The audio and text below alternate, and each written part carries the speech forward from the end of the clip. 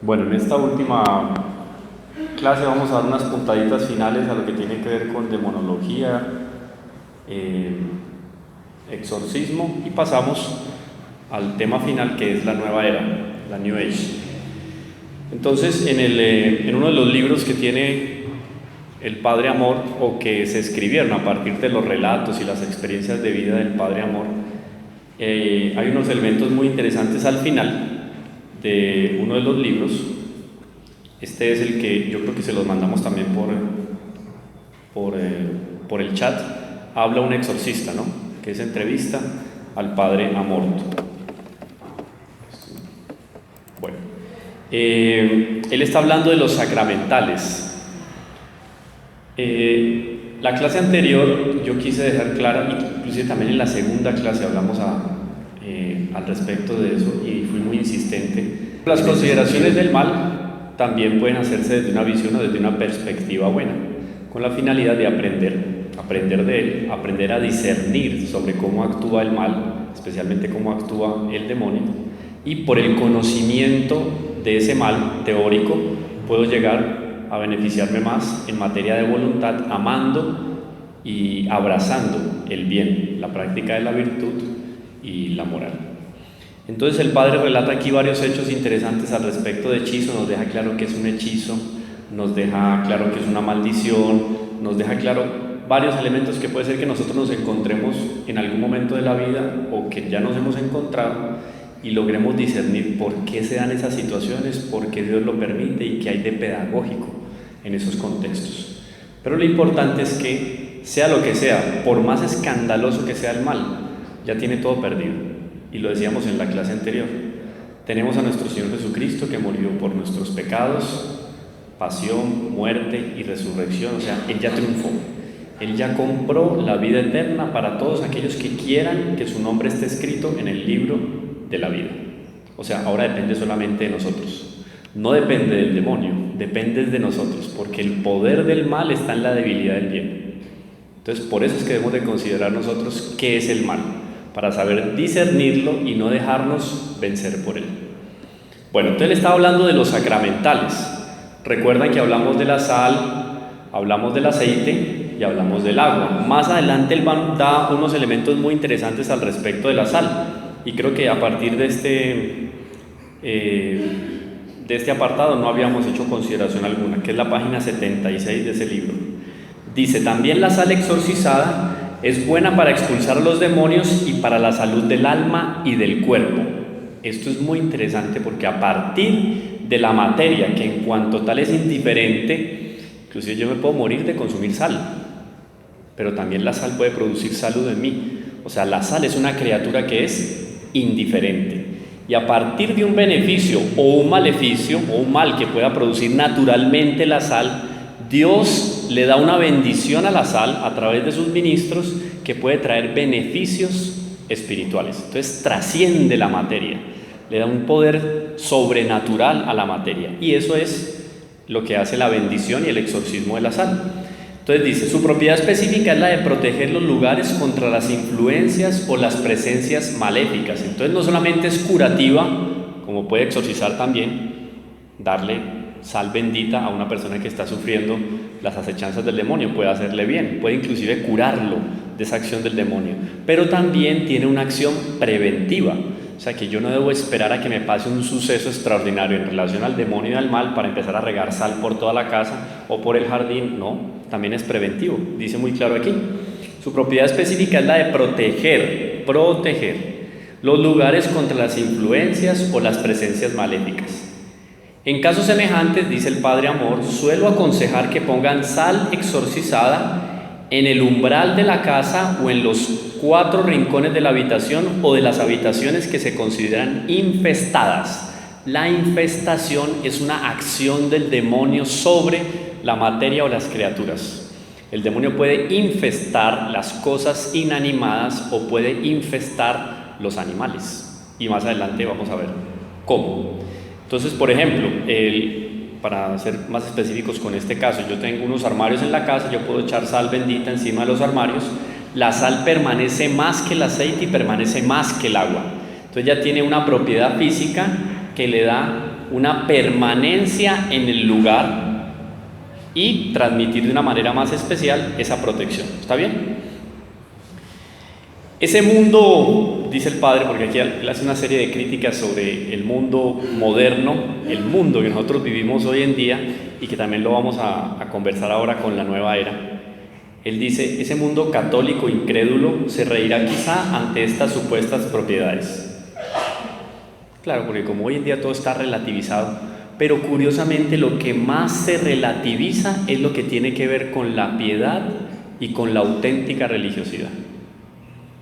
Cuando yo relativizo o critico algo que tiene que ver con nueva era y con todas esas tendencias e ideologías religiosas o espiritualistas hoy en día, ahí me ven a mí con mal ojo.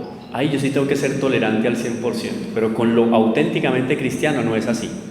Entonces me van a atacar inclusive. La opinión pública, puede ser que en la misma familia mía, me critiquen por el hecho de usar sal, agua bendita. Ay, vea, está iluminado ahora echando agua bendita por todo lado. La otra vez alguien me decía, ¿será que yo soy muy exagerado dándole la bendición a mis hijos en la mañana con agua bendita? No, ¿quién dijo? Y si antes de acostarse usted bendice la cama con agua bendita, eso es una bendición, seguro que usted va a dormir mejor. ¿Está bien? Pero siempre con el equilibrio que decíamos también en las clases pasadas de no satanizar todo, ¿no? Entonces mis hijos se enfermaron por la acción del vaya a ver si usted no calentaba el agua como debía, no la dejaba hervir. Los alimentos, quién sabe dónde los compraban, quién sabe qué se comió con las legumbres o las hortalizas. No, dentro de un equilibrio, un sano equilibrio de un sano discernimiento. ¿Qué me da ese equilibrio de ese discernimiento? Volvemos a lo mismo de siempre, la oración, porque es Dios quien me da ese juicio y ese criterio para saber definir qué es lo que está pasando en una situación.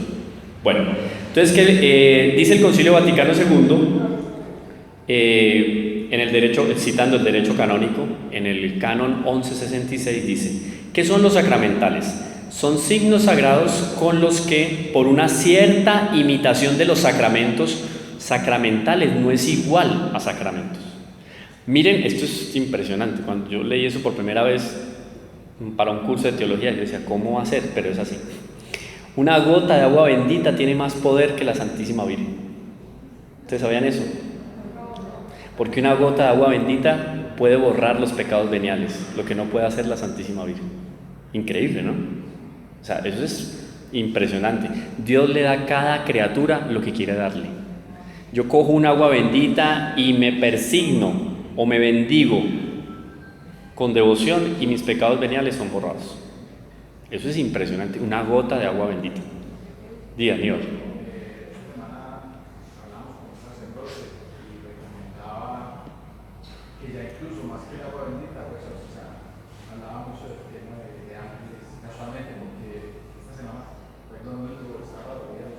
Sí, el domingo. Pues no se celebró porque tiene preeminencia el domingo, pero era la fiesta de los santos arcángeles. Y este padre como que es muy consagrado al tema de los arcángeles, los ángeles, que habló demasiado, nos contó mucho y dijo que era el momento de pensar más que en agua bendita, por la batalla. Claro, y depende del contexto, también el sacerdote sabrá qué palabras acompañar con la bendición, porque el sacerdote tiene esa potestad también. Hay un rito básico y elemental, inclusive en el propio misal, para bendecir el agua, pero de acuerdo a la circunstancia, el padre como ministro, porque es in persona Christi, ¿no? Que le está dando una bendición, le está transmitiendo el poder de Cristo. Él puede dar una bendición más especial a esa agua, ¿no? Entonces dice, entonces no es lo mismo sacramentos que sacramentales. Simbolizan y obtienen efectos sobre todo espirituales por la impetración de la iglesia. Impetrar es conquistar, o sea, es la iglesia quien conquista de Dios favores y poderes especiales sobrenaturales para esos sacramentales. En este caso entonces sal, agua, aceite, más adelante vamos a hablar de incienso. Dice el padre entonces: sé de muchos males rebeldes a los fármacos que han desaparecido solo porque el interesado ha hecho sobre ellos una señal de la cruz con aceite exorcizado. O sea, un tratamiento, un diagnóstico, se le da un diagnóstico de una enfermedad a una persona, resulta que ningún tratamiento médico logra acabar con esa enfermedad o curar más bien a esa persona. Con aceite exorcizado se curó, porque puede ser que el demonio también tenga una acción sobre esa persona y esté produciendo una enfermedad. Para las casas, entonces el padre que recomienda, además de agua, sal y aceite. Es también muy eficaz la costumbre de quemar incienso bendito. Entonces también dentro de un equilibrio para que la casa nuestra no quede oliendo pues a tienda naturista, que ya pues ni el esposo aguanta y los niños salen corriendo y nadie quiere estar ahí, porque no, todo con sentido común, ¿no? A veces es el menos común de los sentidos, pero bueno, hay que saberlo hacer también con discernimiento. El incienso siempre ha sido considerado incluso en los pueblos paganos como un antídoto contra los espíritus malignos, además de un elemento de alabanza y adoración a la divinidad. Señor, que mi oración suba a ti como incienso a tu presencia. Su uso litúrgico se ha visto ahora muy reducido, pero no deja de ser un elemento eficaz de alabanza a Dios y de lucha contra el maligno. El Papa León XIII inclusive fue muy celoso en materia de liturgia a la hora de realizar el incensamiento del altar, porque él llegó a tener una visión mística del demonio escondido en el mismo altar en el momento en que él celebraba la misa.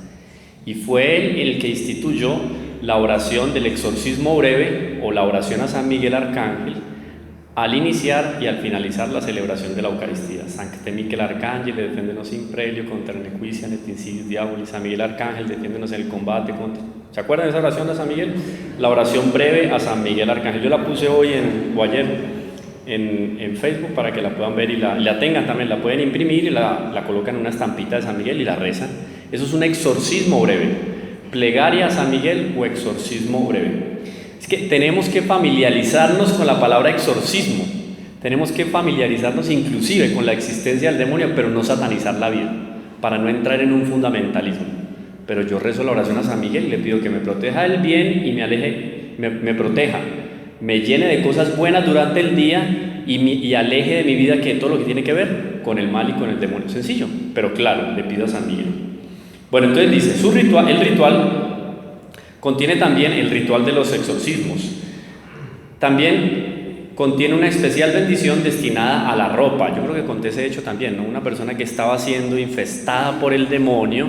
La familia sospechaba, pero, en fin, el agua bendita no daba ninguna señal, la sal bendita no dio ninguna señal. Entonces el Padre Amor le dijo, tráigame ropa de él, yo se la bendigo, y ahí vemos qué reacción tiene. Pues cuando el hombre fue y se puso la ropa bendita, con la bendición, pues, del Padre, el hombre sentía que se estaba quemando y se arrancó la ropa. Una señal, pues, de que algo raro estaba pasando, sin él saber que esa ropa había sido bendecida.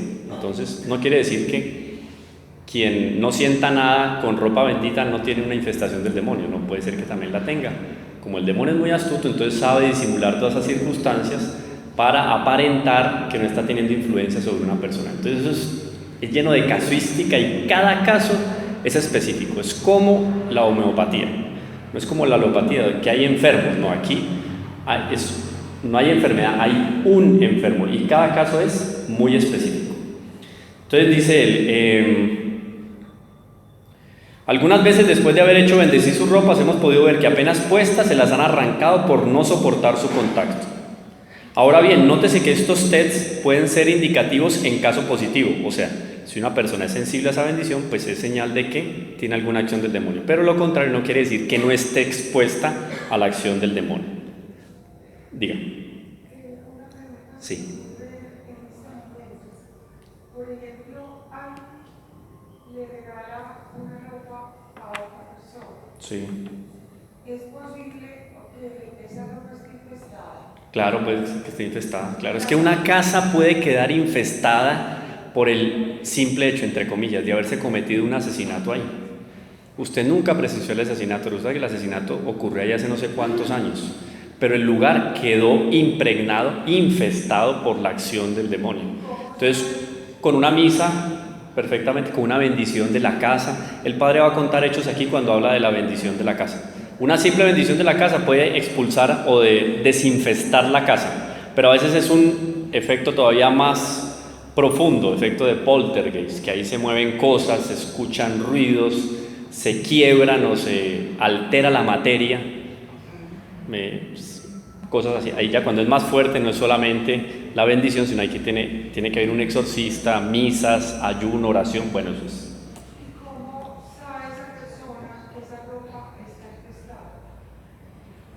No, pues vas a ver si siente algo. Si no siente algo, pues no está infestada.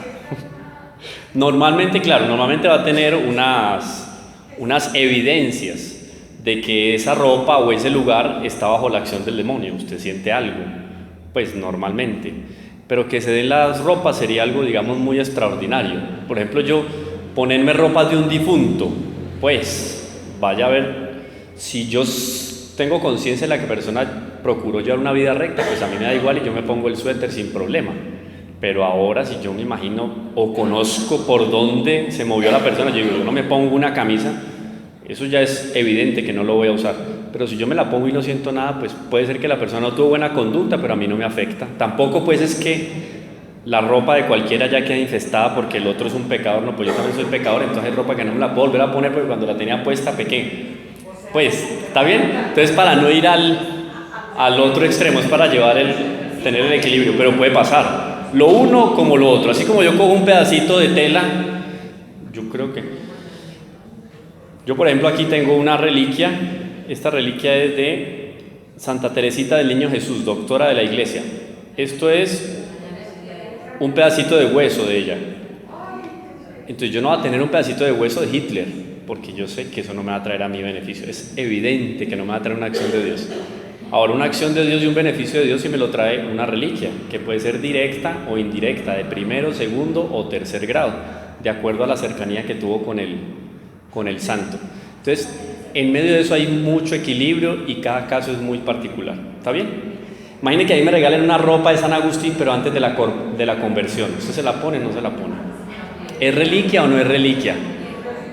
¿Sí ve cómo es el matiz?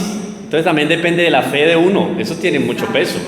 La fe de uno. Si yo como muñeco voy y me pongo cualquier cosa que me dan o cualquier talismán que me regalan, pues me vuelvo muñeco del demonio. Así de sencillo, pues. Y me da 3 vueltas. Entonces todo con equilibrio. Sí.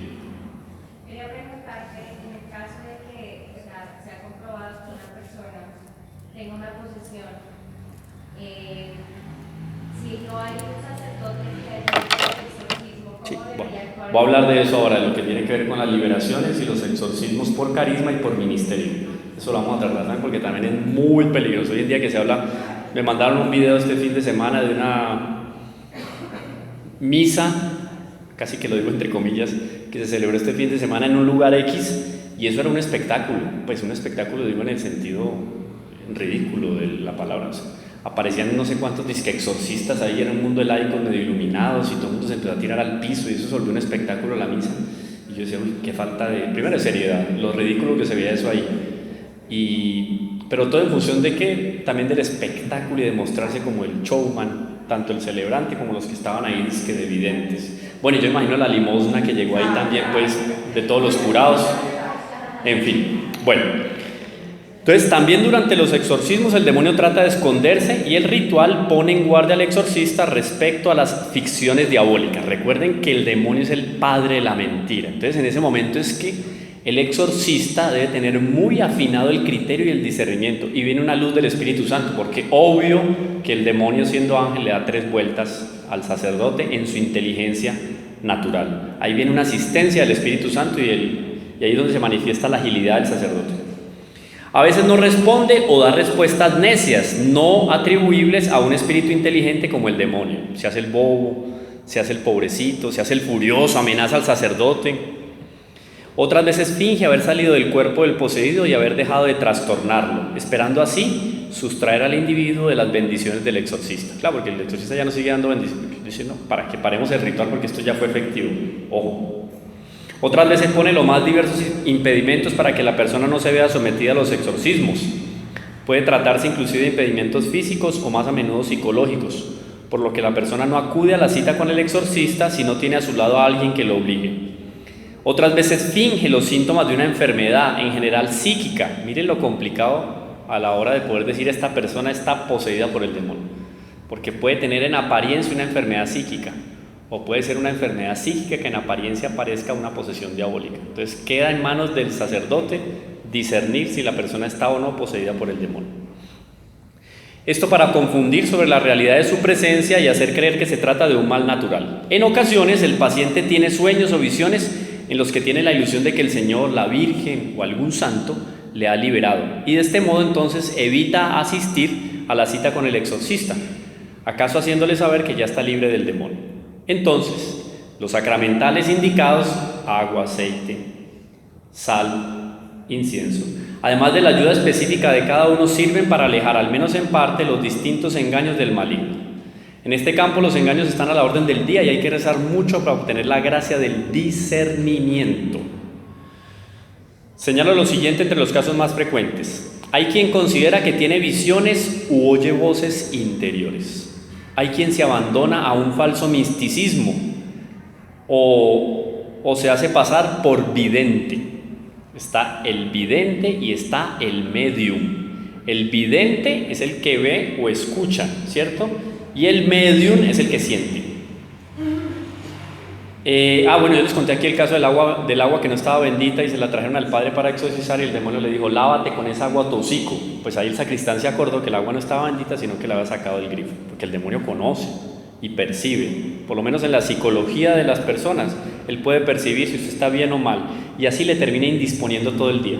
Es increíble, desde el primer momento de la mañana me levanté con pie izquierdo, no, se levantó y se dejó influenciar por el demonio en un primer inicio y no se encomendó al ángel de la guarda. Entonces ese fue el pie izquierdo con el que se levantó. Ahí no es cuestión de suerte ni nada, porque nunca estamos indiferentes a la acción de los ángeles.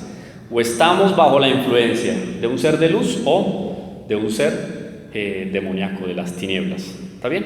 Y la Eucaristía diaria, Esa, totalmente exorcística. Normalmente durante el proceso de exorcismos se procura dar la comunión al poseso, pero no en un primer momento, porque obviamente el demonio va a querer escupirla, tiene que hacerse todo un tratamiento dosificado de bendiciones en el propio ritual, y en el momento determinado en que el sacerdote puede discernir que es el momento oportuno, puede dar la comunión, o puede inclusive confesar al mismo penitente, porque puede ser que un pecado oculto se convirtió en una especie de talismán, que es el que mantiene agarrado el demonio del alma de esa persona. Así es de tenaz, pues, ese asunto sobrenatural. Diga. preventivo, por ejemplo. Claro, obvio. Sí. Si yo vengo todos los días a la Eucaristía, el Señor me está preveniendo. Sí, pero miren que dimos casos en la historia excepcionales donde se confirma esa regla. Obvio que si yo estoy de la mano de Dios, Dios no va a dejar que yo sea vencido por las fuerzas del mal, pero no quiere decir que el demonio no va a dejar de tener una acción sobre mí. Claro, voy a ser tentado. Si la propia Santísima Virgen en su Inmaculada Concepción, en su calidad de Madre Divina del Verbo encarnado, y como la criatura más excelsa fue tentada, ahora no va a ser tentado yo viniendo todos los días a la Eucaristía, rezando. No, olvídese. Ahora, que una acechanza más fuerte no se va a dar contra mí, puede ser. Como también puede ser que se dé el caso que contaba el Padre Amor en el lecho de muerte de la Madre Teresa de Calcuta. ¿Recuerdan que lo conté la vez pasada? Excepcional. Bueno, también la Madre Sor Mariana de Jesús Torres, religiosa del monasterio de la Inmaculada Concepción de Quito. Ese monasterio llegó a tener casi 1000 religiosas de clausura. Hasta hoy en día el monasterio existe en la plaza central de Quito. Es muy lindo ese monasterio. Ya existe una imagen, es una imagen que fue hecha por los ángeles, Nuestra Señora del Buen Suceso. Ella tuvo una serie de revelaciones en las cuales se le aparecía a Nuestra Señora, y Nuestra Señora le pidió a ella que hiciera una imagen y que Nuestra Señora iba a ser la abadesa de ese monasterio. Ella, listo, obedeció, mandó a traer un tallador, y esos artistas ecuatorianos pues son excelentes. No, el hombre empezó a hacer el trabajo y la madre decía: no, esto no tiene nada que ver con lo que yo vi. Ay, pero entonces, ¿qué? Bueno, ya Galita, nada. Ya, varios tiraron la toalla, y en un momento determinado, un día apareció terminada la imagen de Nuestra Señora. Ella con el niño en los brazos. Es absolutamente espectacular la imagen de Nuestra Señora. Y esta religiosa, bueno, esa imagen, eso tiene profecías, es una historia muy bonita. Nuestra Señora del Buen Suceso, cuando puedan busquen por ahí en internet para que vean la historia. Virgen del Buen Suceso, Quito, Ecuador. Y esta monja vivía en medio de la comunidad, y en la comunidad había una monja de esas, pues, que podríamos decir lo que decían de un político por allá en el Ancien Régime: todos los vicios se disputaban el primer lugar en su alma. La monja, pues, mejor dicho, le decían la capitana, el terror del monasterio. Y esta monja que recibió las revelaciones encomendó especialmente el alma de ella para que se convirtiera, y recibió una luz del Espíritu Santo, de su ángel de la guarda, que le dijo: no, ofrezca una penitencia. Entonces ella ofreció sentir espiritualmente las penas del infierno como penitencia por esa monja. y terrible. Imagínate sentir las penas del infierno. Pues eso debe ser un infierno terrible. Y ella pasó el tiempo y miren cómo Dios permitió, porque si pasa es porque Dios permite. Dios permitió que ella se olvidara que había hecho ese ofrecimiento. Entonces, de alguna manera, el hecho de ella haber realizado ese ofrecimiento, pues disminuía el dolor, ¿cierto? Porque no son mis pecados, yo estoy ofreciendo por fulana. Pero llegó un momento en que ella se olvidó. Entonces empezó a sufrir la angustia de que sufría los terribles suplicios del infierno por culpa de sus pecados. Entonces se le incrementó terrible, hasta que llegó un momento en que la capitana murió, ella tuvo una visión y la capitana se había salvado. Si no estoy mal, iba a estar en el purgatorio hasta el fin del mundo, la capitana. Pero bueno, eso, a estar por toda la eternidad en el infierno, no es nada. Pero mire, pero ella siendo una santa como fue santa, porque no ha sido canonizada, pero la vida de ella es lindísima, Sor Mariana de Jesús Torres, ella vivió las penas del infierno, o sea, Dios permitió eso, pero ¿qué? Para un bien mayor. Primero el del alma de esta monja, la capitana, y el de ella misma, porque ¿cómo habrá quedado ella de purificada después de haber vivido 5, 6, 7 años las penas del infierno? ¿Está bien? Comulgaba todos los días, rezaba el oficio, hacía obras de caridad, cumplía con la vida de comunidad y vea, sufrió las penas del infierno. Yo quiero acotar algo acerca de la historia del santo cura de Ars, que dice que él llegó al pueblo a acabar pues, con todo lo malo que había allí y empezó a sentir, y era un excelente confesor, y empezó a sentir los ataques del demonio. Entonces él decía que, hizo un comentario, dice, lo mejor para fortalecer el cuerpo es ayuno, limosna y oración. Sí, creo que pues él decía eso, que era fundamental, o sea, fortalecer. Y en la Sagrada Escritura está que hay algunos demonios que no salen a no ser por mucho ayuno y oración. Y el Padre Amor cuenta aquí que siempre que realizaba exorcismos, lo hacía en compañía de unas personas que hacían oración para apoyarle, porque obviamente eso ayuda, pues es el poder nuestro, ¿no? Si no, ¿con qué vamos nosotros a combatir el mal? Pues con oraciones, porque es la fuerza de Dios la que va a vencer, ¿cierto? Bueno, entonces ahí está. ¿Esa Mariana de Jesús Cristo es diferente a Mariana de Jesús Paredes y Flores? Sí, está Sor Mariana de Jesús Paredes, Sor Mariana de Jesús Ágreda y Sor Mariana de Jesús Torres. Son diferentes. Bueno, dice entonces aquí el Padre Gabriel Amor sobre la bendición de las casas. Voy a comentarlo muy rápidamente.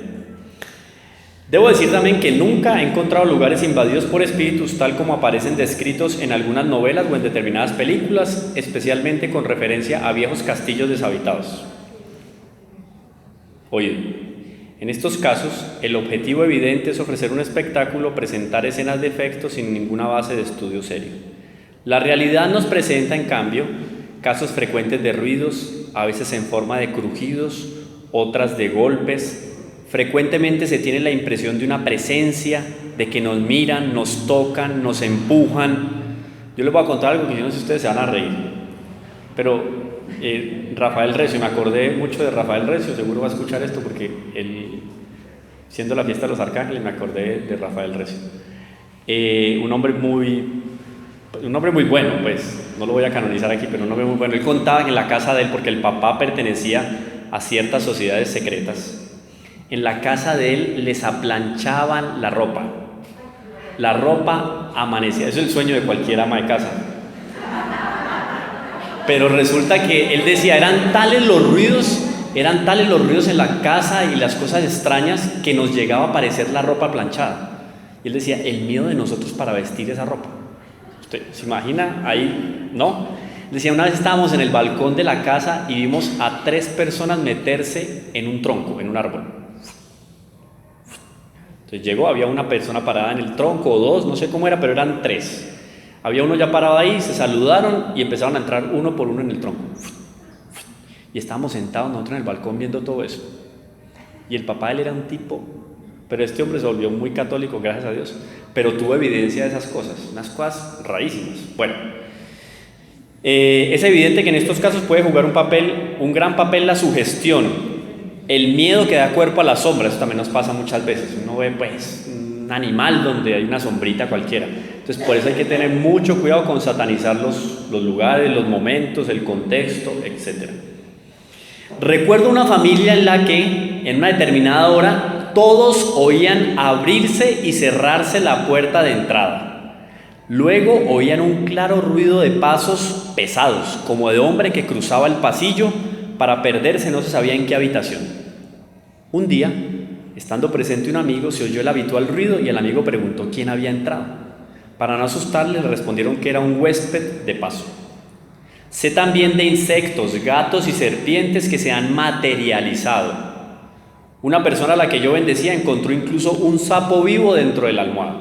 Imagínate pues, un amigo ingeniero que vive, el doctor Pineda, que vive en Bogotá, a la hija le habían hecho un hechizo, un maleficio. Después de haberla exorcizado, la jovencita botó un animal, él dice que era una especie de feto que botó por la boca, y el exorcista mandó a quemar. El asunto ese duró quemándose 2 días. Él dice, jamás en mi vida yo había visto eso. O sea, yo no creo sino porque vi que le salió a mi hija de la boca. Entonces, unas cosas rarísimas.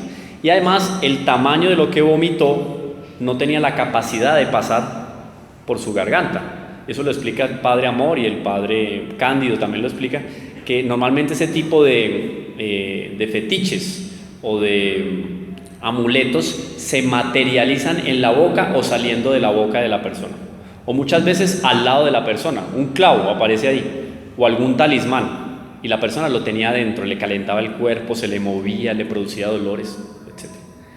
La mayoría de veces la presencia maléfica en un ambiente se manifiesta causando trastornos físicos, insomnio, dolores de cabeza o de estómago, un malestar general que cuando la persona se va a otro sitio no se produce. O sea, es el lugar que está infestado por la acción del demonio. En estos casos es fácil un control, pero no siempre es fácil entender la causa. Y eso es algo que normalmente el exorcista busca cuando está realizando un exorcismo, sea en una casa o sea en una persona.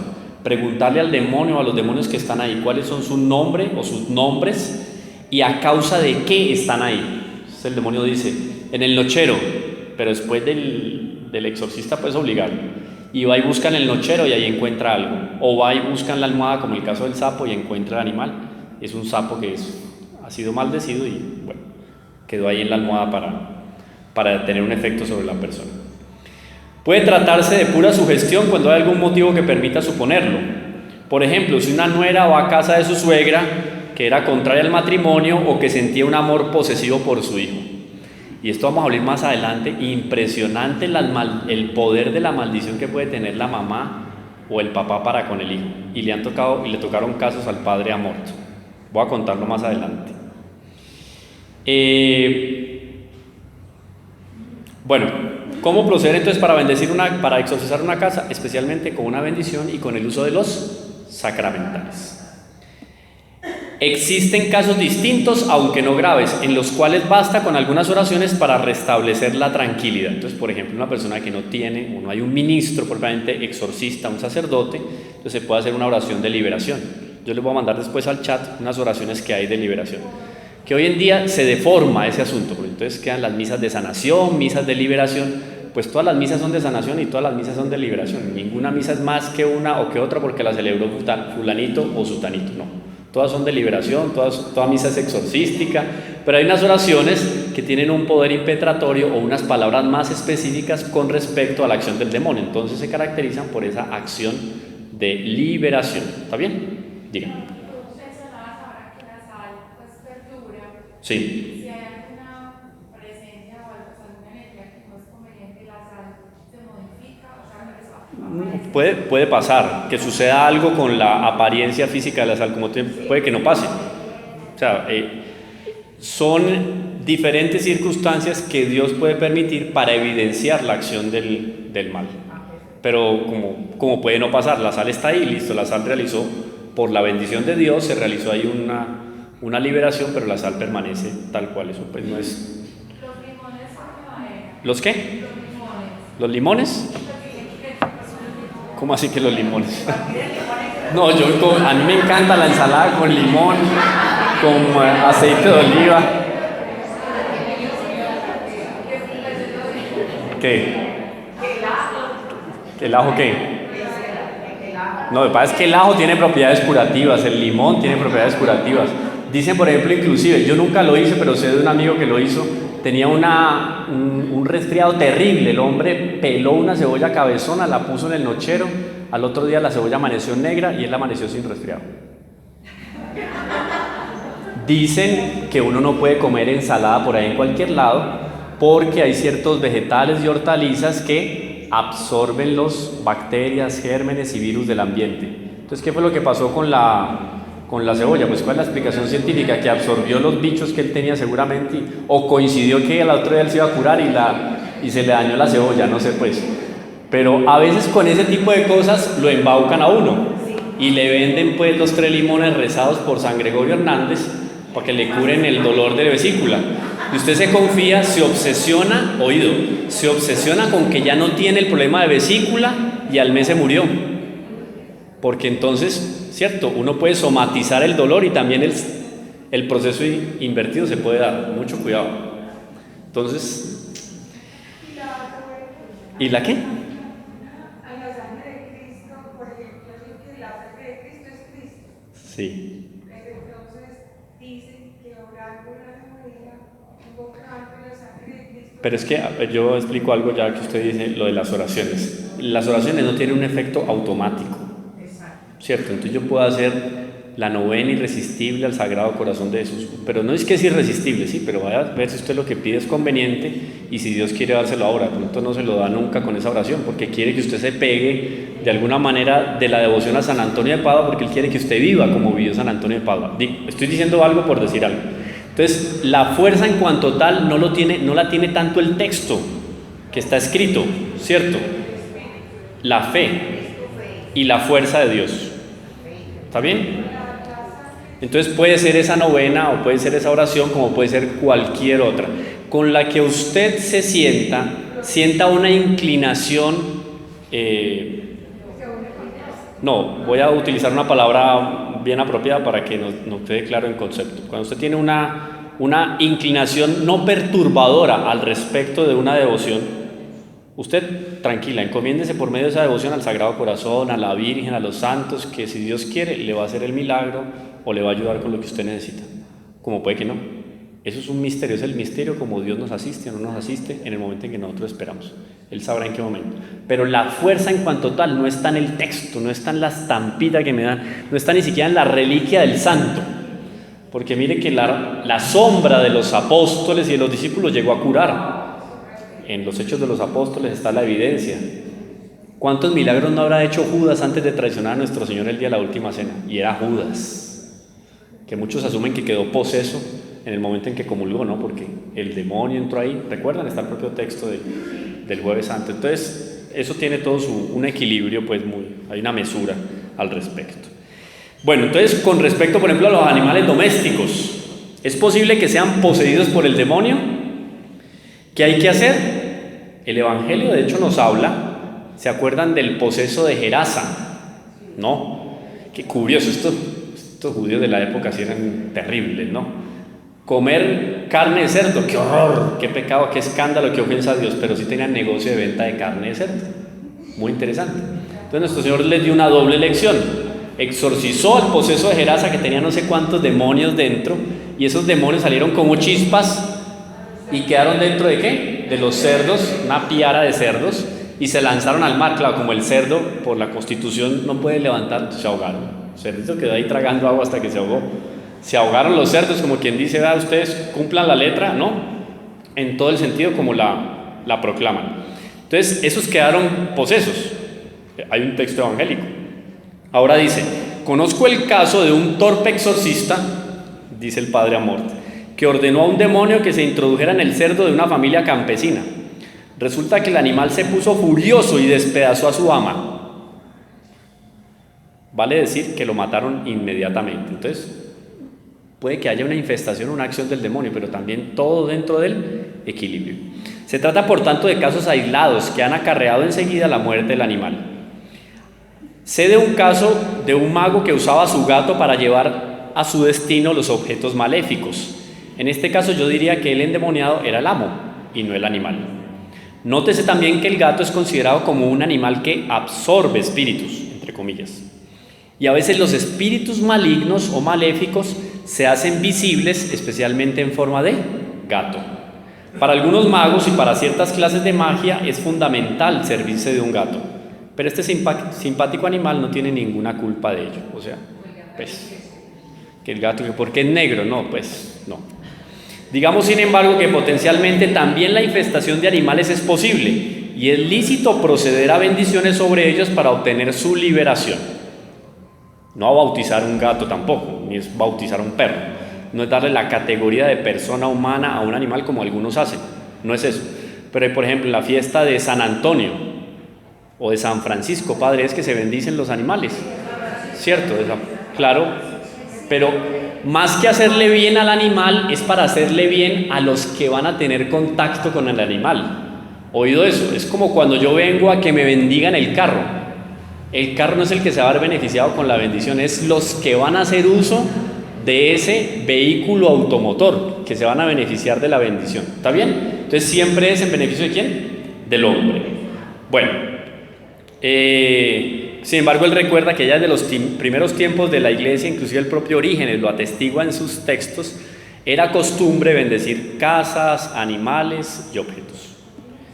El maleficio normalmente se le define como hacer daño a otros a través de la intervención del demonio.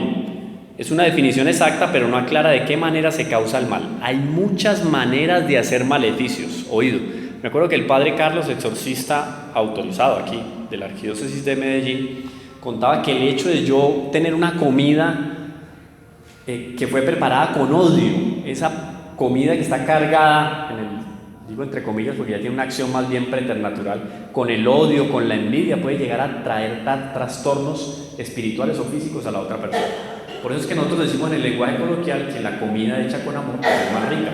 Obvio, la comida o un trabajo hecho con odio, con desinterés, con desidia, etc., eso también tiene una repercusión. Eso se llama la repercusión o la seriedad de los actos humanos. Cualquier cosa que yo haga, si la hago con amor de Dios, tiene una trascendencia impresionante y comunica el bien. La bendición va para aquellos que reciben ese algo, esa cosa o esa acción. Lo mismo en el sentido contrario. Algunos autores consideran, por ejemplo, el maleficio como sinónimo de hechizo o brujería. En cambio, el hechizo y la brujería, al parecer del padre Amort, son dos modos distintos de realizar un maleficio. Más adelante va a quedar más claro, lo vamos a decir rápidamente. Sin pretensión de exhaustividad, voy a considerar tres formas de maleficio. Oído, primera, maldición. Tercero, el mal de ojo. Magia negra y hechizos. Repito, hechizos, mal de ojo, magia negra y maldiciones. Son formas distintas, pero no compartimentos estancos. Las interferencias son frecuentes. Ahora, magia negra, brujería o ritos satánicos tienen normalmente su culminación en la misa negra. En la misa negra, satánica, una misa satánica. Considero conjuntamente estas prácticas por las analogías que presentan. Su característica es hacer recaer el maleficio sobre una determinada persona mediante fórmulas mágicas o ritos, a veces incluso muy complejos, con invocaciones dirigidas al demonio, pero sin usar objetos específicos. El caso se dio en la Serra da Cantareira, en Sao Paulo. Yo estaba ya haciendo un diplomado y una persona se metió en una secta satánica, y uno de los requisitos para él poder ser admitido en la secta satánica era que tenía que ofrecer la vida de una persona a la cual él amara mucho, y entre mayor fuera el amor que él tuviera por esa persona y la sacrificara, pues mayor sería el poder o el estatus que él tendría dentro de esa secta satánica. Pues él decidió matar a la mamá, y no solo la mató, sino que la desolló.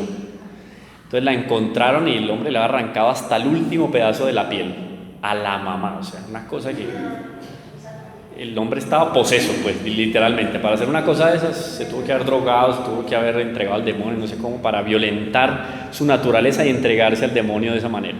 Entonces, un hecho como esos se convierte también de alguna manera en ¿qué? En una consagración al demonio. Ahí está. Paso a paso yo me voy entregando al demonio, cuando paso a paso yo me voy entregando al pecado.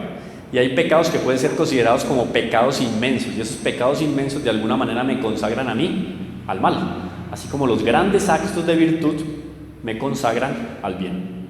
¿Listo? ¿Puede una persona que hace una brujería, un hechizo o algo así terminar en posesión? Sí, puede terminar. ¿Sí? Puede terminar, claro. ¿Que le hacen? Sí, puede terminar, claro. De eso depende de las circunstancias. Primero, de quién fue hechizado, a quién le están haciendo el maleficio, porque también la persona... Recuerden que no tiene que haber una disposición de la voluntad para que el demonio entre en mí. Eso no es una condición para yo quedar poseso. Es independiente, es cuando Dios lo permite. Y si Dios lo permite es porque siempre hay una causa buena que se busca después de ese acontecimiento. ¿Está bien? Entonces, puede que sí, como puede que no llegue hasta ese extremo. Pero normalmente podría llegar. Diga. La certeza de que Dios es más poderoso que cualquier hechizo, maldición, envidia, odio, cualquier cosa de esas, eso es una protección. Sí, eso yo le he venido insistiendo durante las clases, que nosotros mostramos toda esta gravedad y esta fuerza que tiene el demonio, pero esto no es nada en comparación con la fuerza que tiene un ángel, el ángel de menor categoría en el coro de los ángeles, tiene más fuerza que un demonio. ¿Por qué? Porque la fortaleza que él tiene como fundamento ¿quién? Nuestro Señor Jesucristo, los méritos conquistados por nuestro Señor Jesucristo en la cruz. Entonces, todo este panorama así siniestro que nos muestra el Padre Amor y que más adelante va a mostrar más terrible, como que nos queda insignificante cuando nosotros consideramos la acción de los santos, la acción de los ángeles, la acción de los sacramentales, la acción de Nuestra Señora, la acción de los sacramentos, Eucaristía, penitencia, etc. ¿Está bien? En esa línea es que tenemos que considerar el mal. ¿Sí? Aníbal, y seguimos para el nuevo. Camilo, un término que escuché estos días y creo que es importante, no sé si está equivocado, pero normalmente las personas se engañan con el tema de que es que esta señora hace magia negra, pero aquella hace magia blanca, y la conclusión es que no hay magia blanca. No, y eso queda todo en el asunto ahora que vamos a tocar de nueva era. Esa magia blanca es una manera de disfrazar la magia negra, el ocultismo y el esoterismo. Eso va todo para el mismo lugar, absolutamente todo. No existe. Última, y voy a seguir derecho porque si no, no alcanzamos. ¿Qué busca? No, sí, a ver, ¿qué pasa? El demonio busca en el fondo destruir la imagen de Dios en la creación. Y el mayor logro que él puede alcanzar es el de llevarse un alma para la perdición. Sin embargo, eso no le da, ese gozo de él es un gaudium fantasticum en latín. O sea, es una alegría aparente. Es como la que el que cree, es la alegría que cree que va a alcanzar aquel que se hunde en las drogas, en el alcohol. Eso es una alegría pasajera o aparente. Pero todos esos medios que él utiliza son en el fondo para dar evidencia de su presencia y querer mostrar su fuerza. El Padre Amor, por ejemplo, va a contar el hecho de un exorcista que estaba haciendo un exorcismo y el demonio, para atemorizar al exorcista, prendió fuego en la ropa del que estaba siendo exorcizado. Entonces el Padre le dijo: no paremos esto porque el hombre lo va a matar. No, el Padre siguió haciendo el exorcismo, medio se quemó la espalda del muchacho, y cuando estaba terminando el exorcismo el demonio le susurró al oído: me voy a vengar de ti. Y de hecho, tal cual, días después el exorcista iba en su carro, el carro prendió fuego, no sabe cómo, el hombre alcanzó a saltar del carro, pero lo había apagado el carro frenó, pero se empezó a consumir por el fuego. Y el carro estaba frenado, sin embargo el carro empezó a moverse en dirección a una estación de gasolina que había, o sea, para realizar un poder mayor. El Padre se paró a un lado, empezó a hacer oraciones y a dar bendiciones, y el carro frenó y se terminó de consumir por el fuego. Pero el Padre percibió perfectamente que era la promesa que el demonio había hecho, de que iba a acabar con él. Pero un gaudio fantástico, fue una alegría pasajera para el demonio. Sin embargo, es para él mostrar la fuerza y el poder que tiene y para atemorizar a los otros y tratar de subyugarlos.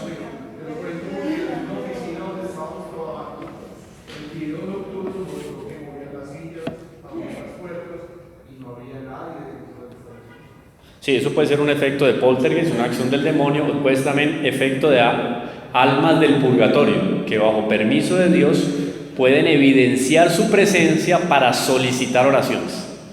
Sería más fácil que hablaran, ay, rece por mí, pues es como que más efectivo.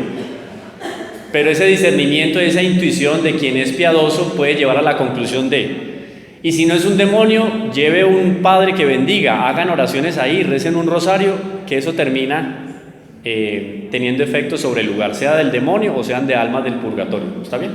Entonces, para llamar la atención. Bueno, entonces la magia negra, brujería o ritos satánicos. Su característica es hacer recaer el maleficio sobre una determinada persona mediante fórmulas mágicas o ritos, a veces incluso muy complejos, con invocaciones dirigidas al demonio, pero sin usar objetos específicos. Quien se dedica a estas prácticas se convierte en siervo de Satanás, pero por culpa suya, claro, es voluntario. Nosotros aquí lo consideramos solo como medios para realizar maleficios en perjuicio de otras personas. Ahora bien, puede llegar esto inclusive a realizar sacrificios humanos. Dice el libro del Deuteronomio, muy claro: no practiquen la adivinación, el sortilegio, no pretendan predecir el futuro, no se dediquen a la hechicería ni a los encantamientos, no consulten a los adivinos y a los que invocan espíritus, no consulten a los muertos, sesiones espiritistas, porque el Señor le repugna quienes hacen estas cosas. Y después, el libro del Levítico es mucho más fuerte, no, el Éxodo, en el capítulo 22. No dejes con vida a ninguna hechicera, o sea, es una pena de muerte directa para aquel que se ocupa de las cosas del demonio. Éxodo 22. Éxodo 22, Éxodo capítulo 22, versículo 17. Ahora, las maldiciones son deseos de que caiga el mal sobre alguien, y el origen del mal está en el demonio. Oído, entonces aquí entra lo que les contaba del papá o la mamá, que puede tener deseos con unos o con otros de sus hijos o con la familia. Va a contar el caso aquí. Hice el seguimiento de un joven al que su padre había maldecido desde el nacimiento y había continuado sufriendo tales maldiciones en su infancia y durante todo el periodo en que vivió en su casa. Este pobre joven sufrió peripecias de todo género: problemas de salud, dificultades de trabajo, mala suerte en el matrimonio, enfermedades de los hijos. Las bendiciones le confortaron el espíritu, pero no me parece que sirvieran para nada más. Un segundo ejemplo: una joven quería casarse con un buen muchacho al que amaba, pero sus padres estaban en contra. Dado que sus esfuerzos resultaban inútiles, los padres se mostraron resignados y participaron en las nupcias. El mismo día de la boda, el padre llamó aparte a su hija con una excusa. En realidad, la maldijo, deseándole los peores males para ella, su marido y sus hijos. Y así fue, a pesar de las intensas oraciones y bendiciones. Increíble, hasta allá llega la fuerza de la palabra de un padre o de una madre.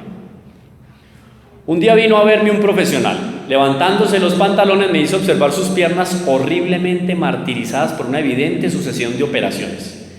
Después comenzó a narrarme los hechos. Su padre era un hombre muy inteligente. La madre de este quería a toda costa que se hiciera sacerdote, pero él no tenía vocación. El enfrentamiento llegó al punto de que el joven abandonó a su familia, se licenció, se convirtió en un profesional considerado, se casó, tuvo hijos, y todo esto después de haber roto toda relación con su madre, que por ningún motivo quiso volverlo a ver. Cuando uno de sus hijos, el que me hablaba, cumplió 18 años, le hicieron una foto que me fue mostrada: un niño guapo, de sonrisa cautivadora, pantalones cortos, las rodillas desnudas, los calcetines altos, como se acostumbraba entonces a vestir a los niños. El padre tuvo una idea desdichada. Pensó que la madre se conmovería ante la foto de su nietecito y que haría las paces con él, así que le mandó la foto a la mamá, o sea, a la abuelita del niño. La madre le envió un mensaje, abro comillas, miren, es que si una madre hoy en día es capaz de matar a su hijo en el vientre, ¿cómo no va a ser capaz de hacer una cosa de estas? Oye, que las piernas de ese niño estén siempre enfermas y que si tú vuelves al pueblo mueras en la cama en que naciste. Es una maldición terrible. La palabra, ¿cómo por la palabra? Todo eso se cumplió. Hay que señalar que el padre volvió al pueblo solo al cabo de varios años después de la muerte de su madre, pero de pronto se sintió indispuesto. El papá del niño, o sea, el hijo de la señora, se sintió indispuesto y fue llevado provisionalmente a su casa natal, donde murió esa misma noche. Mal de ojo. ¿En qué consiste el mal de ojo? En un maleficio hecho por una persona por medio de la mirada. No se trata, como algunos creen, del hecho de que ciertas personas te traigan mala suerte si te miran con los ojos viscos, no sé qué, eso es historia. El mal de ojo es un verdadero maleficio y el mal de ojo no se cura con esa pulserita que le venden por ahí de colorcitos, no señor, no. Lo que tiene de particular es el medio usado para llevar a término la nefasta obra, la mirada. He tenido pocos casos y no del todo claros, o sea que era evidente el efecto maléfico, pero no lo era igualmente su artífice y tampoco que como medio bastase una simple mirada. Aprovecho la ocasión para decir que muchas veces no se llega a conocer el artífice del maleficio y ni siquiera cómo ha empezado el mal. Lo importante es que, y esto es muy interesante y para nosotros que somos creyentes esto es fundamental, oído. Lo importante es que la persona afectada, que fue hechizada, que ha sido víctima del maleficio, no esté sospechando de este o de aquel, oído, cuidado con ese tipo de juicios temerarios, sino que por el contrario, perdone de corazón y ruegue por quien le ha hecho el mal, sea quien fuere. Eso es la mejor solución para ese tipo de problemas. Sobre el mal de ojo debo concluir diciendo que es posible, pero nunca he tenido casos confirmados. Bueno, ahí voy a hablar sobre el hechizo, etcétera, pero yo quiero terminar hablando de la nueva era porque si no nos quedamos sin hablar de la nueva. Y la nueva era es muy interesante porque todo esto va a entrar ahí con la apariencia o con el antifaz de espiritualidad y de novedad. Entonces, eso es importante. Bueno, ustedes pueden seguir leyendo que es muy interesante, página 85, entrevista al padre Gabriel Amort, ¿no? Así habla un exorcista. Hay algo aquí con lo que quiero terminar, esto no... Diga, iba a hacer una pregunta. Señora, puede, diga. La pregunta mía es más como para aclarar la reflexión. Porque mal es decir mal. Desear el mal, sí. O decir, o sea, si yo hablo mal de alguien es una forma de maldición. Si yo hablo bien de alguien es una forma de bendición. Claro, bendigamos al Señor. Cuando ¿Cierto? digo algo Hablar bien del Señor. Yo digo algo malo de ti es una forma de maldición. O sea, si vamos No, por eso, eso sería otra, no, eso es otra categoría de mal o de pecado. Ya ahí estamos hablando más de difamar. Usted puede difamar de una persona, o sea, puede destruir la fama de una persona o puede calumniar a una persona.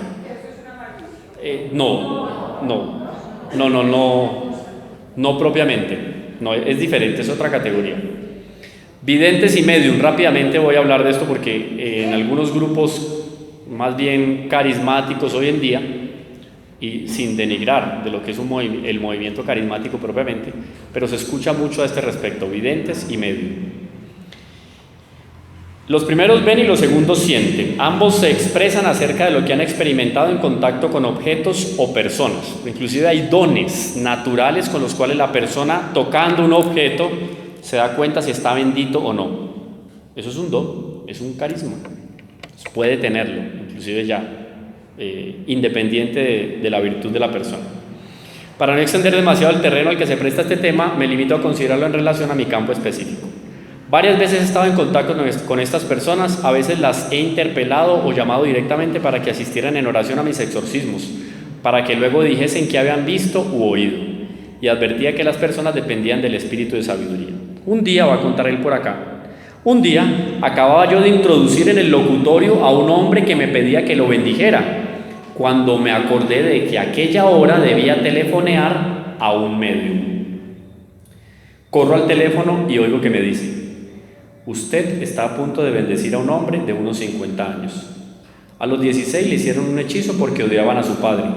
Le dieron a beber vino maleficiado y escondieron un hechizo en el fondo de un pozo.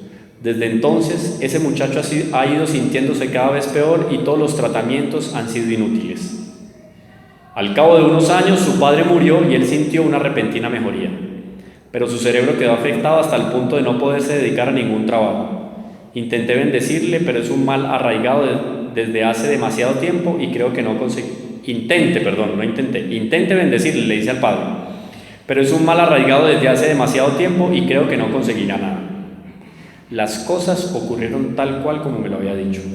Otras veces, mientras exorcizaba a alguna persona en presencia de un medium, éste me indicaba qué partes del cuerpo debía bendecir con la estola o ungir con el aceite, porque estaban particularmente afectadas por el demonio. Y al final, el interesado afirmaba la exactitud de los puntos en los que más fuerte sentía el dolor y la acción del demonio. Miren esto cómo es de increíble.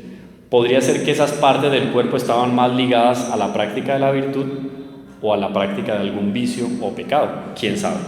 Pero de que existen, existen. Ahora, el problema de algunos o de casi todos los que proliferan por ahí hoy en día, videntes o medium, es que ellos procuran colocarse en el centro del acontecimiento. Y en el centro del acontecimiento no colocan a Dios nuestro Señor, ¿no? Entonces termina siendo un culto egolátrico, el que se instaura alrededor de sus supuestos videntes o medium. Eso es una manera de discernir si eso es de Dios o no es de Dios, ¿no? Listo. Vamos entonces a la nueva era y terminamos. Ustedes continúen con la lectura, que esta lectura es muy interesante. Les mando después las plegarias de liberación, ¿sí? Para que las tengan, que son oraciones muy bonitas. Bueno, comenzamos aquí con un video muy corto del padre Fortero.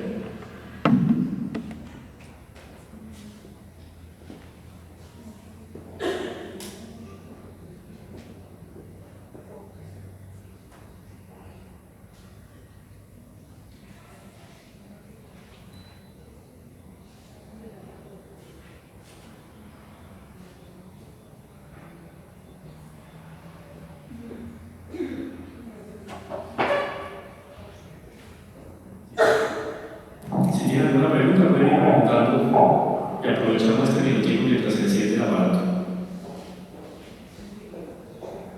Yo tengo un chiste que escuché. ¿Un chiste? ¿Cómo así? Sí, de un sacerdote que Aquí todo va bien. al sacerdote lo invitaron a su casa a que sacara los demonios. Sí. Entonces el sacerdote dice, por favor salgan todos de casa. Y todos estaban esperando pues que los demonios salieran, que el padre entrara a sacar los demonios. Entonces le dice, padre, entre pues. Y el padre dijo, es que ya están afuera. O sea, que nosotros somos los que cargamos los demonios. Claro, es algo que les decía ahora, que la fuerza del mal está en la debilidad del bien. Y por eso tenemos todas las de ganar si colocamos nuestra fortaleza en quien verdaderamente da la fortaleza. La fortaleza no me la dan las piedras por ahí, ni las velas de colores que me entregan no sé dónde, ni los ángeles que me envuelven no sé qué cristales, ni qué bonitas. No, la oración, sacramentos, sacramentales. Escuchemos entonces aquí al Padre Amor y seguimos. De los tres sacramentales, el que más se usa de la sal. No, es que depende de la circunstancia. Inclusive usted puede preparar comida con el agua, la sal y el aceite bendito, pero depende de la circunstancia. Por ejemplo, para un jardín es más efectivo usted echar sal, va a durar más la sal.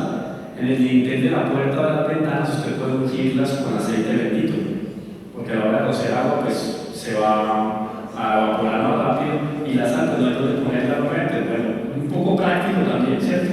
Y un poco de acuerdo a las circunstancias. Escuchemos al Padre Amor. Entonces yo creo que ya hemos visto un capítulo de esto, ¿no?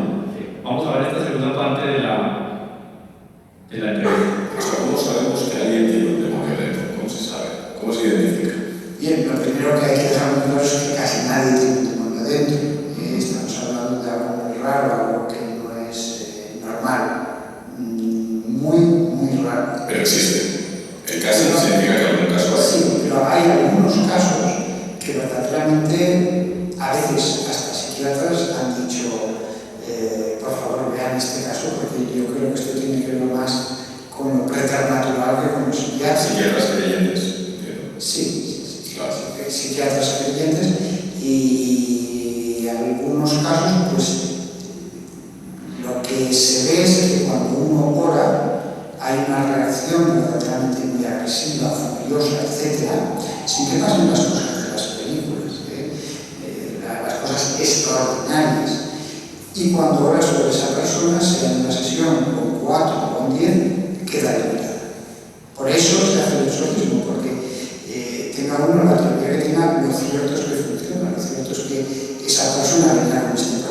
se intentó por todos los medios la vía psiquiátrica y al final, con unas oraciones, a veces pocas, queda liberación. ¿Qué porcentaje es más o menos de la gente que es? Ni siquiera es el 1%, ni el 1, ya no me atrevo a decir cada cuántos millares y millares de ¿Cuántos personas. casos has encontrado en tu vida? Hombre, a mí venía mucha gente para discernir su caso y entonces 4 nuevos al año se me encontraban. 4 al año.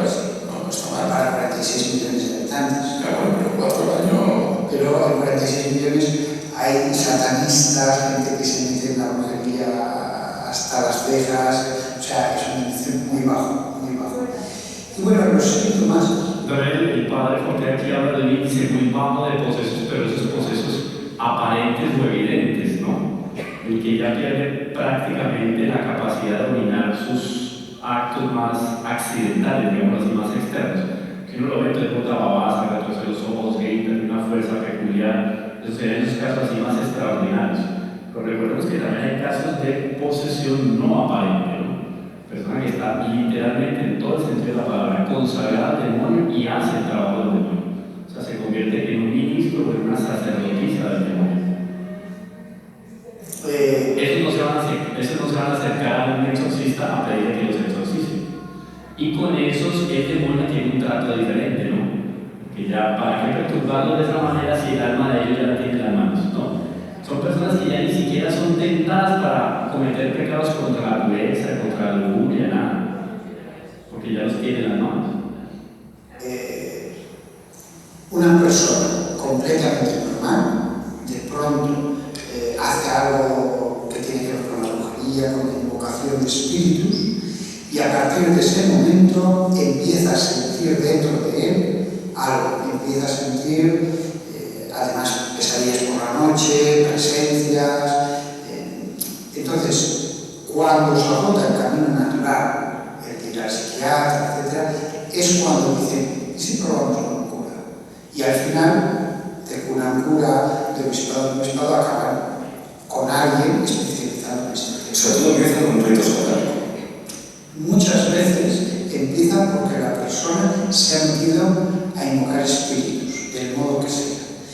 Y ¿Puede ser con una olla? Sí, puede ser espiritismo, puede ser santería, puede ser lo que sea que se invoque espíritus.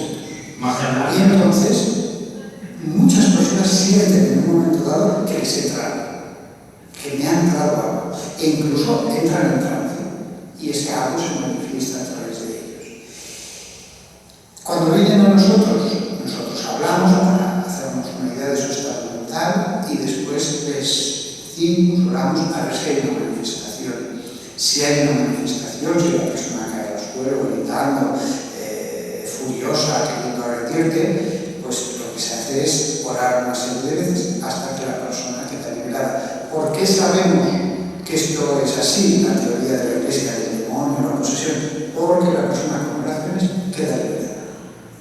Si no, no quedaría liberado. O sea, a un esquizofrénico le puedes hacer 100 exorcismos, seguirá tan esquizofrénico el último día como el primero, con su gestión no se cura la esquizofrenia, ojalá.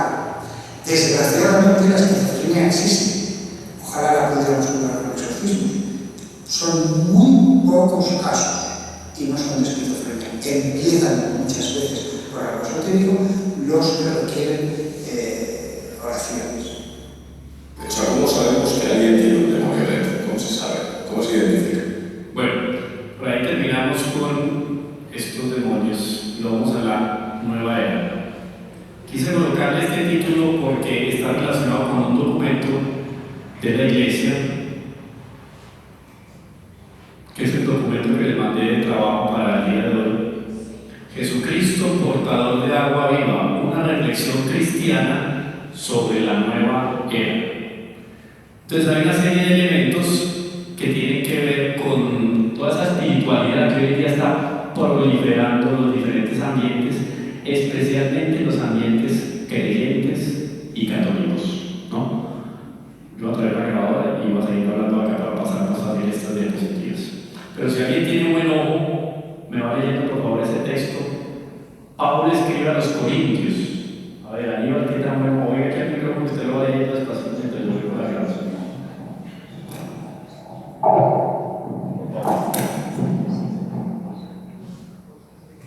cuidado la lectura del texto. 13. Todo el texto. Estos son falsos apóstoles que proceden engañosamente haciéndose pasar por apóstoles de Cristo. Su práctica no debe sorprendernos, porque el mismo Satanás se disfraza de ángel de luz. No es de extrañar entonces que sus servidores se disfrazan de servidores de la justicia, pero su fin será digno de sus obras. Les vuelvo a repetir que nadie me tome por insensato, y si me toma por tal, que me permita a mi vez gloriarme un poco.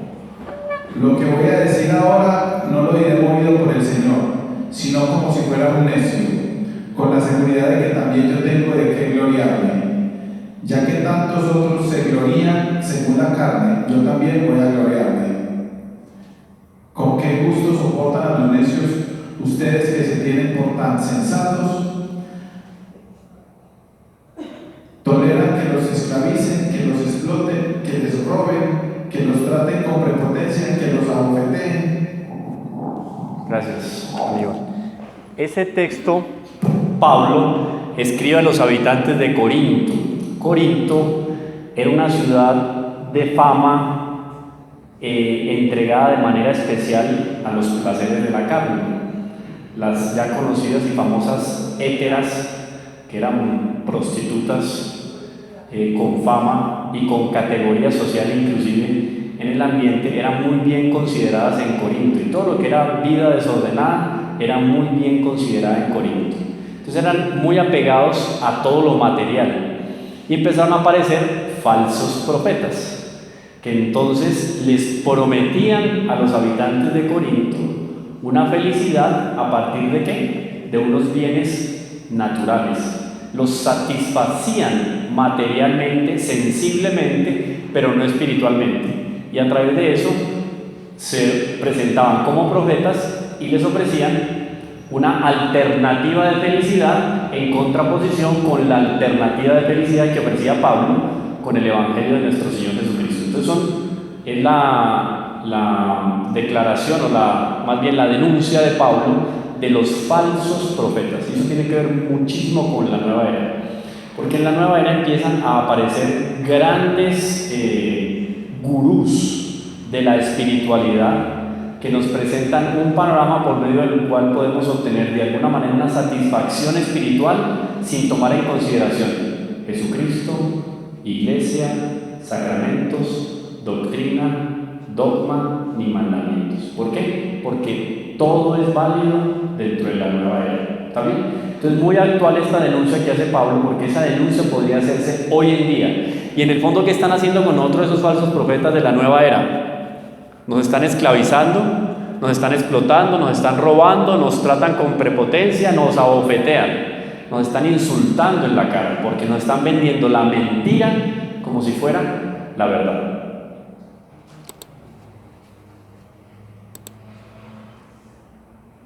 Podemos considerar a grandes rasgos la nueva era como un cáncer social. ¿Por qué? Muy conocido eso que está ahí de fondo, ¿no? Esas mandalas, ¿no? Las atrapasueños, ¿no es? Esas atrapasueños que no atrapan nada, eso es cuento. Y telarañas, ¿no? Los movimientos de la nueva era, como un gran río que fluye con muchos arroyos, representan una forma típica de sensibilidad religiosa contemporánea. ¿Oído eso? Sensibilidad. Y yo voy cayendo cada vez más en esas redes de la nueva era, cuando por ejemplo empiezo a decir, es que yo no voy a misa porque yo no siento nada. Y es que ¿quién dijo que usted viene a misa para sentir? Si usted quiere sentir algo, vaya, revuélquese en una manga y verá que va a sentir una piquiña terrible después de que se revuelque. Pero usted no viene a la misa a sentir, usted viene a la misa a presenciar, ¿cierto? Y a participar del rito, un rito impetratorio, la oración más perfecta para darle gloria a Dios, ¿sí? El culto de latría a nuestro Señor Jesucristo en la persona del sacerdote, ¿sí? Entonces, oído, es una forma típica de sensibilidad religiosa contemporánea. Entonces, normalmente los que están afiliados a ese tipo de espiritualidad nueva era son encantados con todo lo que se siente, con todo lo que se escucha, con todo lo que se saborea. Entonces es una religión que materialista. ¿Está bien? Con una nueva religiosidad que asume muchos caracteres de la gnosis eterna. La gnosis, el gnosticismo, fue una herejía con la cual ya luchó San Juan en el primer siglo de la era cristiana, donde se decía que conociendo las cosas ya era suficiente para alcanzar la salvación. No es necesario practicar los mandamientos ni cumplir la ley. Conociendo, y además yo puedo conocer de una manera relativa, ¿cierto? Las cosas. Si no me son reveladas, yo las voy a conocer de una manera relativa. Entonces yo voy a empezar a relativizar las cosas para acomodar la religión a mis beneficios. Es como yo tengo ya una estructura mental formada que me justifica un comportamiento. Listo. Yo puedo ser feliz aquí y seré feliz después. Ese después es o en una eternidad donde me uno a ese Dios que es una energía impersonal, o donde voy a ir reencarnando no sé cuánto tiempo hasta que logro ascender como un maestro, valga la redundancia, como un maestro ascendido, como dentro de la nueva era llaman a nuestro Señor Jesucristo y a la Virgen María, que son maestros ascendidos, que llegaron a una plenitud de la perfección y terminan siendo algún modelo de vida. El fenómeno de la nueva era, juntamente con otros nuevos movimientos religiosos, es uno de los desafíos más urgentes de la fe cristiana. Se trata de un desafío religioso y al mismo tiempo cultural, porque entonces alrededor de la nueva era hay de todo. Así como alrededor de la religión católica y el cristianismo hay un todo. Hay comida, hay arquitectura, hay música, hay literatura, par y paso, en analogía también. El demonio quiso estructurar una especie de religión universal, donde él no va a limitar el comportamiento de las personas, donde todo es válido y donde también hay una cultura que, entre comillas, florece a partir de esa espiritualidad, porque hay música nueva era. Inclusive hay ciertas formas de alimentarse que se van convirtiendo en una religión.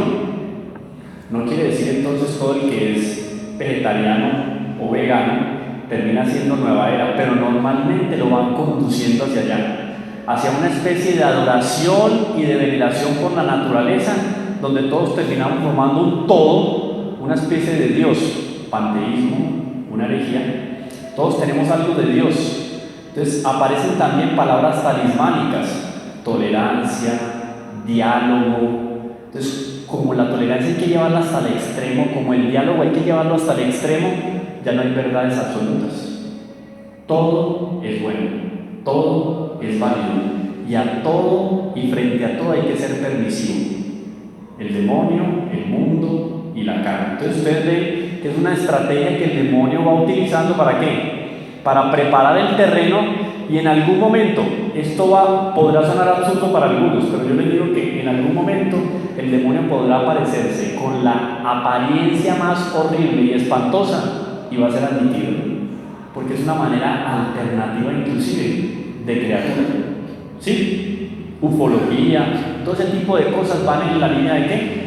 De esta espiritualidad moderna llamada nueva era. Todo es válido. Aníbal.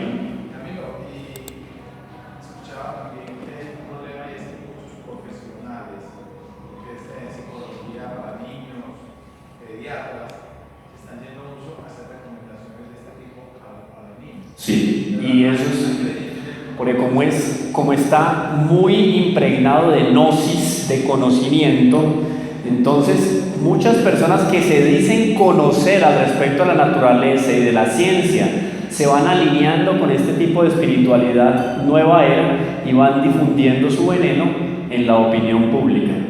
Se convierte en ¿qué? En una alternativa para darle solución a los problemas del mundo moderno, que como la gente ya no busca la solución en Dios, en la espiritualidad auténtica, en la meditación auténtica, entonces tiene que buscar esa espiritualidad en algún lado y la encuentra y se refugia. En el fondo la nueva era termina siendo un refugio para el hombre moderno, cansado del consumismo, cansado del materialismo, uno de esos grupos ecologistas radicalísimos, que inclusive tratan al hombre como enemigo de la creación, y que el hombre es la primera plaga que debe extinguirse en el universo, porque es el mayor enemigo del universo. O sea, el hombre se convierte no en el rey de la creación como Dios lo postuló desde un inicio en el Génesis, sino como el mayor enemigo. Hasta allá llega ese radicalismo de algunos de los que viven dentro de esa mentalidad de la nueva era, acabar con el propio hombre porque es enemigo de la creación. Entonces ustedes ven que están llegando al objetivo que el demonio quiere: borrar cualquier reflejo en la creación de Dios. ¿Cuál es la imagen y semejanza de Dios en la creación? El hombre. Deformar al hombre, deformarlo físicamente, deformarlo racionalmente. El hombre ya no tiene capacidad de comunicarse. Entonces estamos llegando a la crisis de la razón. O sea, que el hombre pierda la capacidad de comunicar lo que tiene dentro de sí es una tragedia. Bueno, muchos jóvenes hoy en día no tienen ya vocabulario, eso lo decíamos la otra vez. ¿Gracias a qué? A la maravillosa tecnología. Son 20 palabras que están en la cabeza de un muchachito de esos. Se va acabando con la capacidad de criterio, de juicio, de discernimiento. Todo eso gracias a qué? A la nueva era. Por eso es un cáncer social. Sí. Muchas de las, digamos, como disciplinas que tienen que ver con el ser, son como las ayudan, propician el espacio y el lenguaje para que se vayan introduciendo este tipo de temas. Cuando se empieza, por ejemplo, todo esto que hoy existe, que hace mucho rato existe, con todos los programas de crecimiento personal, porque empieza el crecimiento personal como integral, ¿no? Sí. Entonces, Si son palabras, mire, son terapias, talleres, cursos, simposios de crecimiento, de autoayuda. Pero mire que eso es una exacerbación de la capacidad que el hombre tiene para ser mejor. Porque yo no puedo llegar a dar lo mejor de mí mismo si no es con la ayuda de Dios. Absolutamente imposible. Entonces, este tipo de estrategias son utilizadas dentro de la nueva era para aislarme de mí o alejarme de la posibilidad de tener un contacto con Dios para que Él me ayude a ser mejor. No, tú puedes. Dentro de ti está la fuerza. Es una forma de deificación del yo. Inclusive empieza con una metodología que puede ser casi que muy técnica y con argumentos y desde la lógica, que es un regalo, que la lógica y la razón es un regalo de Dios, pero para llevarte a unos elementos de espiritualidad que lo único que hacen es introducir este tipo de cosas y van a llegar a engrandecer una sola cosa que le dijiste, que es el yo. El yo, porque lo decíamos en una de las aulas que tuvimos sobre el pueblo de Dios, ¿se acuerdan? El cristianismo promueve siempre que la vida en comunidad. Propio Dios es comunidad, Padre, Hijo y Espíritu Santo. Entonces aquí hay una, repito, exacerbación del yo, donde Dios queda desplazado. O sea, yo no necesito de Dios, tú lo puedes, piénsalo, tu palabra tiene poder, tú eres muy grande, solo que no lo has descubierto. Y una cantidad de sandeces que lo terminan engañando y alejando de Dios. Punto aparte, escuchemos. La nueva era, el New Age, es una realidad que está viva. Es un gran desafío para la Iglesia, pero al mismo tiempo ofrece respuestas que no van a lo más profundo del corazón humano.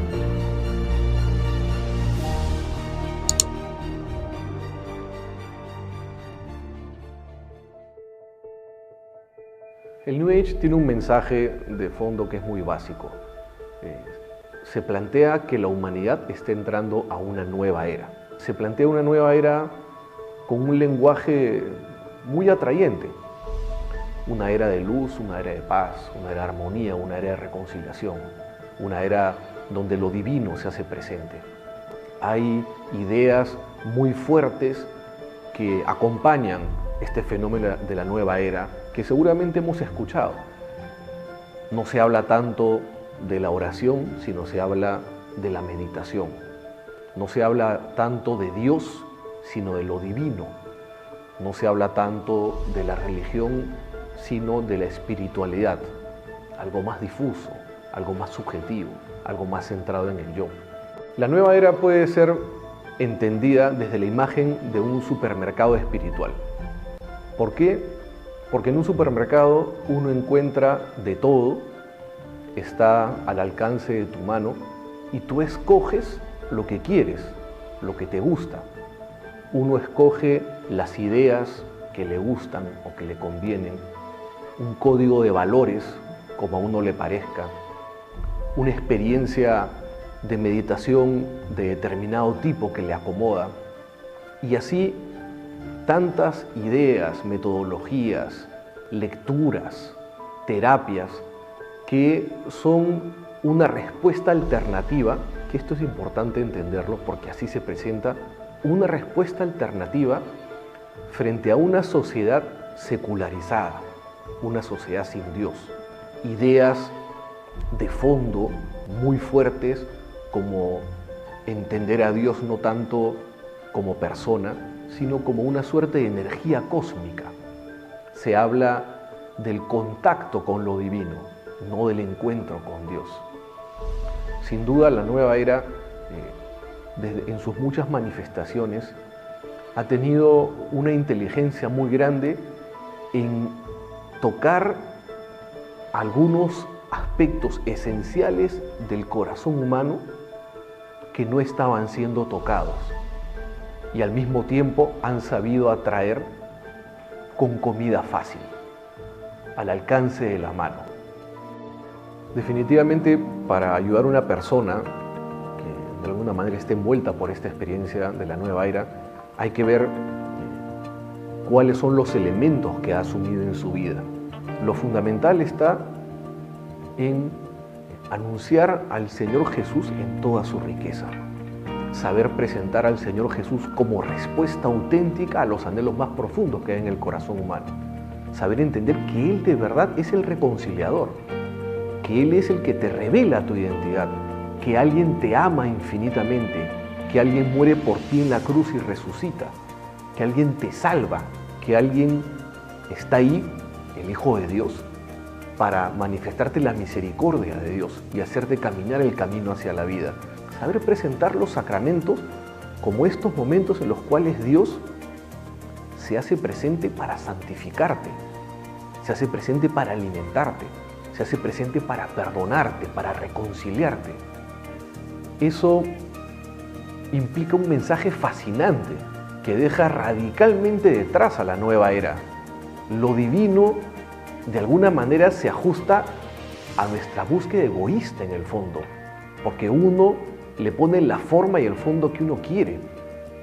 El Señor, como persona que toca la puerta de nuestro corazón, que nos busca, que nos ha amado primero, es un mensaje fascinante que toca, ese sí, lo más profundo del corazón del hombre. Uno de los puntos característicos de la nueva era es justamente el compromiso que te plantea. Por ejemplo, como una secta tiene una serie de características, pero que implican sobre todo un tipo de compromiso que te involucra. Por eso se dice que la nueva era no es una secta más. Hay un autor que con mucha agudeza dijo que el compromiso que te exige la nueva era no es mayor que el que necesitas cuando vas al cine. En el fondo, la nueva era, como se acomoda fundamentalmente al yo, podemos decir, incluso al hombre viejo, en el fondo no te cuestiona, no te plantea una realidad objetiva. ¿Por qué la nueva era no es una respuesta verdadera? Porque en el fondo lo que te ofrece no es la verdad, no te lleva a un encuentro auténtico con Dios. Lo peligroso, desde la perspectiva de la Iglesia, es que los hijos de la Iglesia se vayan deslizando a través de estos libros, a través de estas terapias, de estas ideas, por un camino que de alguna manera va cuestionando la experiencia de la fe, aunque a veces uno no se dé cuenta inicialmente. Dentro de poco voy a publicar un libro que habla específicamente de eso, qué es la nueva era y qué desafíos presenta para la Iglesia. Trato de hacer una propuesta lo más sintética posible para poder ayudar a muchos cristianos que quieren conocer un poco más de este fenómeno y poder ayudar a otras personas a que se encuentren de verdad con Jesús. Es un libro que va a ser publicado en la editorial Stella Maris en las próximas semanas.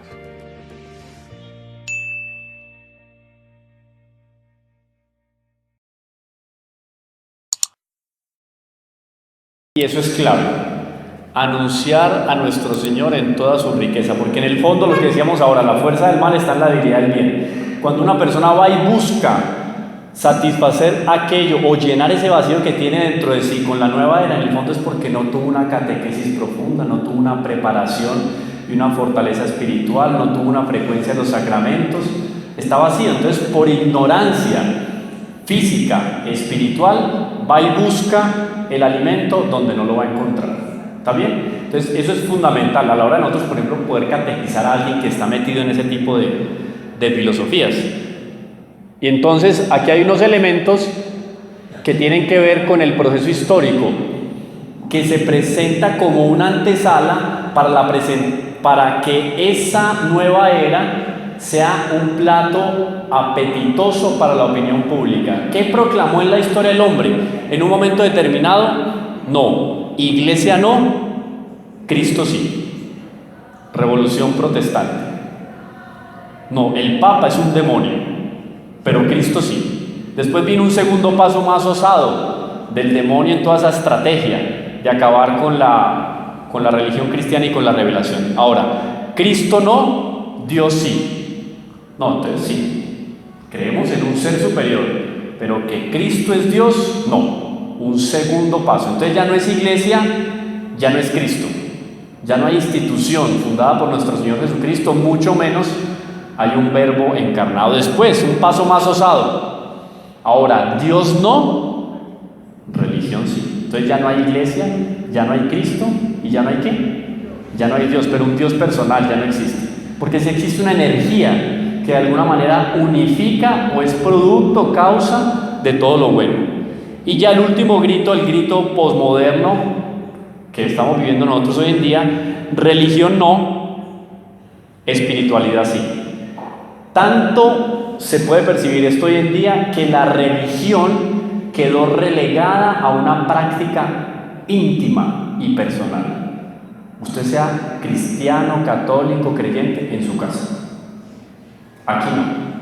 Aquí a la oficina, aquí al trabajo, usted no puede llegar a proclamar ni siquiera con su vida o con sus prácticas que usted es creyente.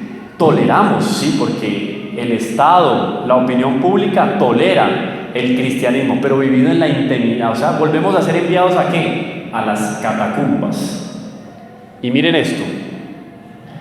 Empiezan negando la autoridad de la iglesia para acabar negando la religión en sí misma y quedándose solamente con las prácticas que promoverán como algo sagrado.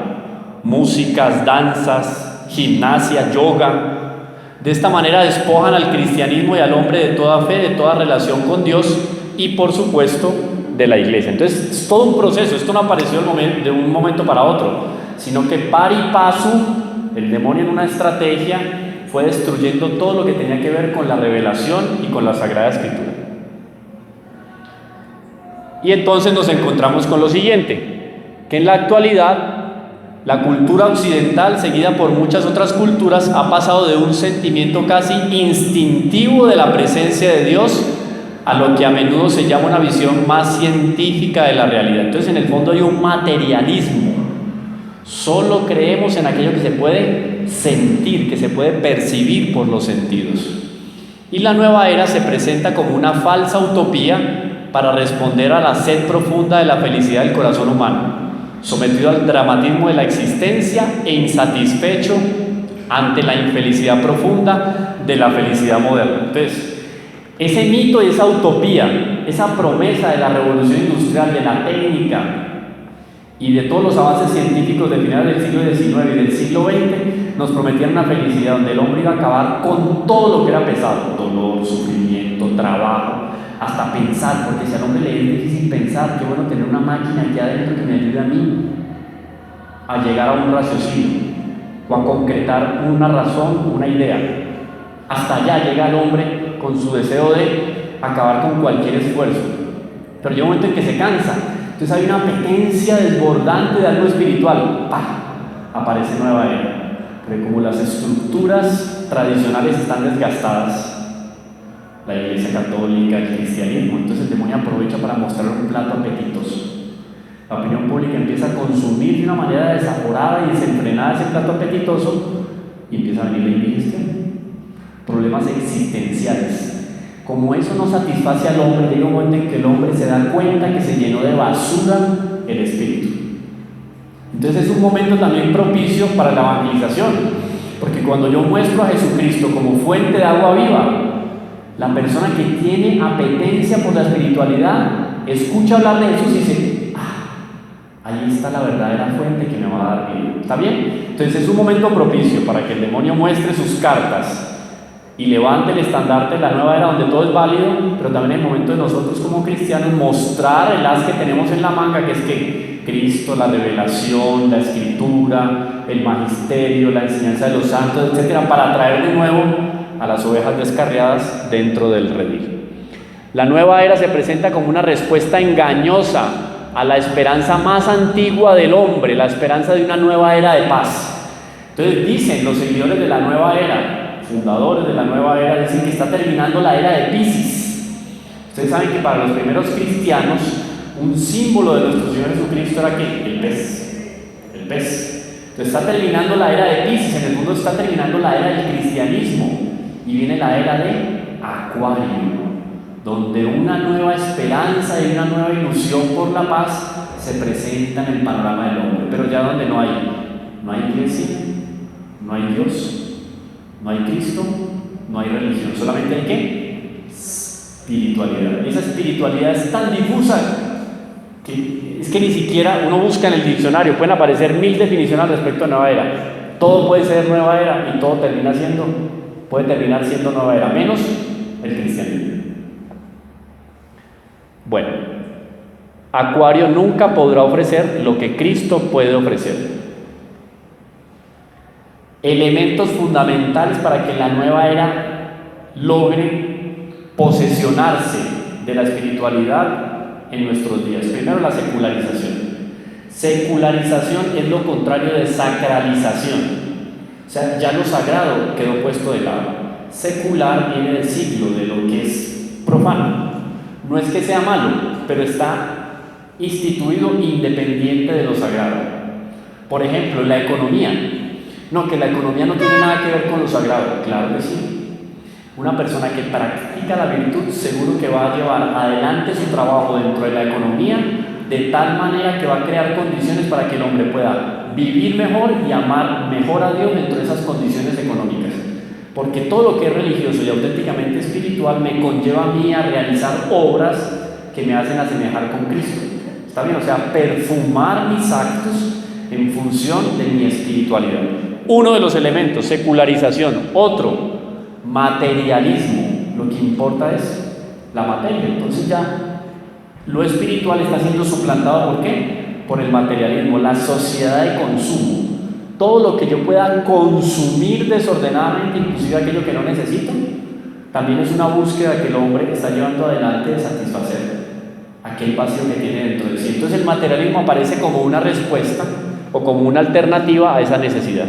Aparece otro elemento, la ciencia y la técnica, la novedad, el asombro, el último celular, el último televisor, el último carro, la última tecnología que a los 3 meses ya me da más. Y como el hombre tiene un deseo de más y de infinito, entonces tiene que ser satisfecho de alguna manera. Queda uno como el burrito o el caballo con la zanahoria, yendo detrás y queda en el fondo, además de quedar endeudado por toda la vida, queda víctima de una serie de sucesión de hechos y de acontecimientos que no le dan satisfacción al espíritu, pero que se presentan como una ilusión, la ciencia y la tecnología.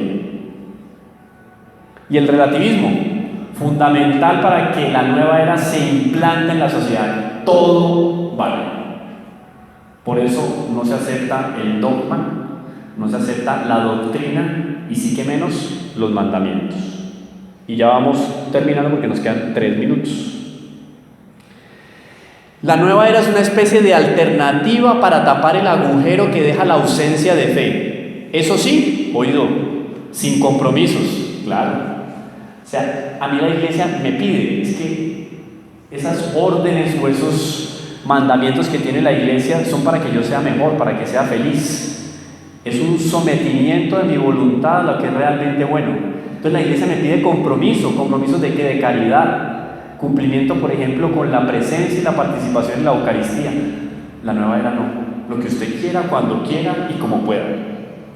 Casi todo está permitido. Dios es la propia naturaleza, la energía cósmica. Vaya, abraza un árbol, contágiese de la energía del árbol. Dios es la propia naturaleza. El hombre es un ser casi todopoderoso si sabe utilizar bien su mente, como decíamos, como comentaban ahorita. Entonces hay una serie de elementos lógicos que le dan a uno una estrategia para ser más eficaz, más eficiente en su trabajo. Obvio, hay una serie de estrategias y de experiencias de otras personas que me crean habilidades, pero oído que eso puede desembocar en una especie de deificación del yo, donde yo soy el centro y Dios no es el centro de mi vida. Se enseñan todo tipo de ritos para contactar con extraterrestres, ángeles, maestros ascendidos o seres difuntos. Entonces miren que es un esoterismo, es un espiritismo, es una quiromancia, es todo disfrazado con el leitmotiv, con la nueva máscara ¿de qué? De nueva era, pero es la misma historia que el demonio siempre ha levantado o ha regado a lo largo de la historia. Esoterismo, ocultismo, es toda la misma cosa, solamente que cambia de nombre, se vuelve más atractivo y se presenta con una fisionomía más agradable para el hombre del siglo XXI. La New Age es la globalización de las sectas y los movimientos del siglo XVII, XVIII y XIX, es decir, una masificación del esoterismo. Se trata de una tendencia donde cabe también, como podemos comprobar en la actualidad, el ecologismo radical. Entonces, cuidado con esas cosas, ¿no? Porque obvio que hay que amar la naturaleza, hay que cuidar de ella, pero el equilibrio siempre. Por encima de todas las cosas está Dios. No podemos deificar tampoco la naturaleza. Y terminamos con esto. Se viene la era del Acuario. Se viene la era de Acuario, que será un tiempo de paz y armonía. Todas las técnicas nueva era buscan acelerar esta venida. No existe Dios fuera del hombre. Oído, hasta allá va la nueva era. Por ello, cada hombre crea su verdad, relativismo, de forma que ya no existen verdades absolutas, ni bien ni mal. O sea, es el terreno propicio y fértil para que el propio demonio pueda manifestarse y decir, adórenme. Todo cabe. Cabe el satanismo, cabe las misas, absolutamente todo. Alguien podrá decir, uy, pero qué extremista. No, piénsenlo bien. Miren los fenómenos que estamos viviendo hoy por hoy, donde la opinión pública está dando un culto directo a la muerte. Darle culto directo a la muerte, al homicidio, al crimen, donde ya es una alternativa inclusive comer carne humana, etc. Todo es Dios y Dios está en todo. De esta manera el universo y la naturaleza también son divinos. No hay una religión verdadera, todas son iguales. Y termino con esta última, me salto, y para no hablar de la reencarnación, estaría el yoga también. Bueno, esta figura del fondo es un demonio. ¿Por qué? Por el texto.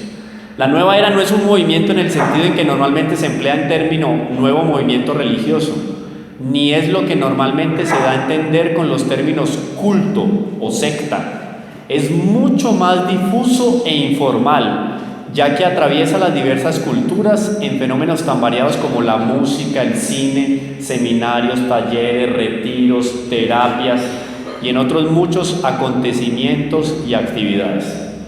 Entonces, ¿qué es lo importante aquí? Lo importante es nosotros unirnos al Sagrado Corazón de Jesús, pedirle luces al Espíritu Santo, pedir la protección de Nuestra Señora, de los ángeles, tener una voluntad fortalecida con la práctica de los mandamientos, con la frecuencia de los sacramentos, para lograr discernir hoy en día el demonio de qué manera se está presentando, para que yo dé el primer paso de entrega a él y de alejamiento de Dios. Es lo más importante. Y para nosotros lograr influenciar cada uno de los ambientes en los cuales nos movemos, para lograr difundir el verdadero espíritu, el verdadero nombre, la verdadera fama y presencia de aquel que es capaz de satisfacer y de llenar el vacío que tiene el hombre contemporáneo, que es Dios nuestro Señor. Que nos convirtamos entonces en faros que pueden iluminar la opinión pública y mostrar cuál es el verdadero y auténtico puerto donde el alma puede reposar segura y tranquila esperando la gloria de la eternidad. Ese es nuestro compromiso como cristianos. Y a partir de estos elementos que son más intelectuales, saber discernir y no quedar como pececitos en acuario, comiendo y tragándonos entero todo lo que nos van vendiendo los medios de comunicación y el consumismo. ¿Está bien?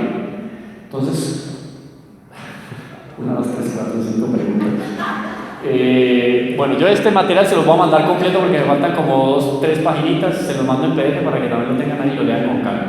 Pero el texto que ustedes tienen ahí, yo les recomiendo, leanlo, se van a asustar porque tiene 80 páginas, pero yo le puse una letra como número 16 o no sé qué para que se viera más claro, así que lo pueden leer por pedacitos y les van a dar varios detalles de qué es puntualmente nueva era hoy en día. Va a hablar del yoga también, que por a veces nos hablan nosotros del yoga cristiano, no me que nos lleva la boca. O es yoga, o es cristianismo, o es meditación, o es oración auténtica y verdadera. ¿Está bien? Entonces voy a responder 2 preguntas del Señor y las 2 señoras por este lado. Las 2 señoras y el Señor y ahí terminamos. ¿Listo? Bueno, dígame. Sí, a ver. Si hemos hablado de no satanizar, sino de equilibrar, no tienen nada rescatable de la nueva era. Primera pregunta. Y la otra, ¿qué tiene que ver la nueva era con la ideología de género? Sí, bueno, primero, entonces el hecho de no satanizar me refiero yo a ser fundamentalista en cuanto a ciertos conceptos, pero también hay que saber definir qué es una verdad objetiva. Y por eso ese documento que yo les envié, que es un documento del Vaticano, es muy claro en definir cuáles son los errores y qué se puede condenar dentro de la nueva era. O sea, no quiere decir que hay cosas dentro de la nueva era que sean buenas, sino que hay cosas buenas que la nueva era toma para utilizar como gancho y atraer. Entonces usted dentro de la nueva era puede encontrarse técnicas o seminarios, por ejemplo, de autoayuda, autocrecimiento y superación. Que usted haga un seminario de eso no quiere decir que usted va a terminar satanista y entregándole el alma al demonio. Eso sería satanizar pues ese tipo de asuntos. Otra cosa es que usted frecuentando ese tipo de seminarios y de encuentros, obviamente usted va a terminar de desplazar a Dios de su vida porque usted necesita de Él. Yo lo tengo todo, ¿para qué Dios? ¿Sí me entiende? Entonces, el hecho de no satanizar es llegar a decir que todo es absolutamente malo y errado dentro de la nueva era. Y otra cosa es saber considerar dentro qué hay de bueno y que usan ellos como gancho para llevarlo a uno a ese tipo de, digamos, de finalidad, más allá que en el fondo termina siendo la adoración al demonio y el alejamiento de Dios. Y el segundo es que ¿qué relación tiene con ideología? Bueno, ideología de género, imagínense que detrás de la ideología de género hay una serie de, que eso daría para hacer una charla muy interesante, porque detrás de la ideología de género no está reconsiderar el papel de la mujer o del hombre en la sociedad, sino de deformar y desintegrar totalmente la idea que existe de varón y de hembra, no solo dentro de la biología, sino de la concepción cristiana, de valores, de concepción de la familia y de una serie de elementos que terminan alterando y deformando lo que son las relaciones humanas. Entonces, en el fondo detrás de la ideología de género también hay una serie de atenciones y de campañas que se hacen a nivel mundial para favorecer las minorías. Y ese tipo de minorías no terminan siendo sino que alternativas de vivir, diferentes formas de ver las cosas, o sea, en el fondo relativizar la verdad y el bien.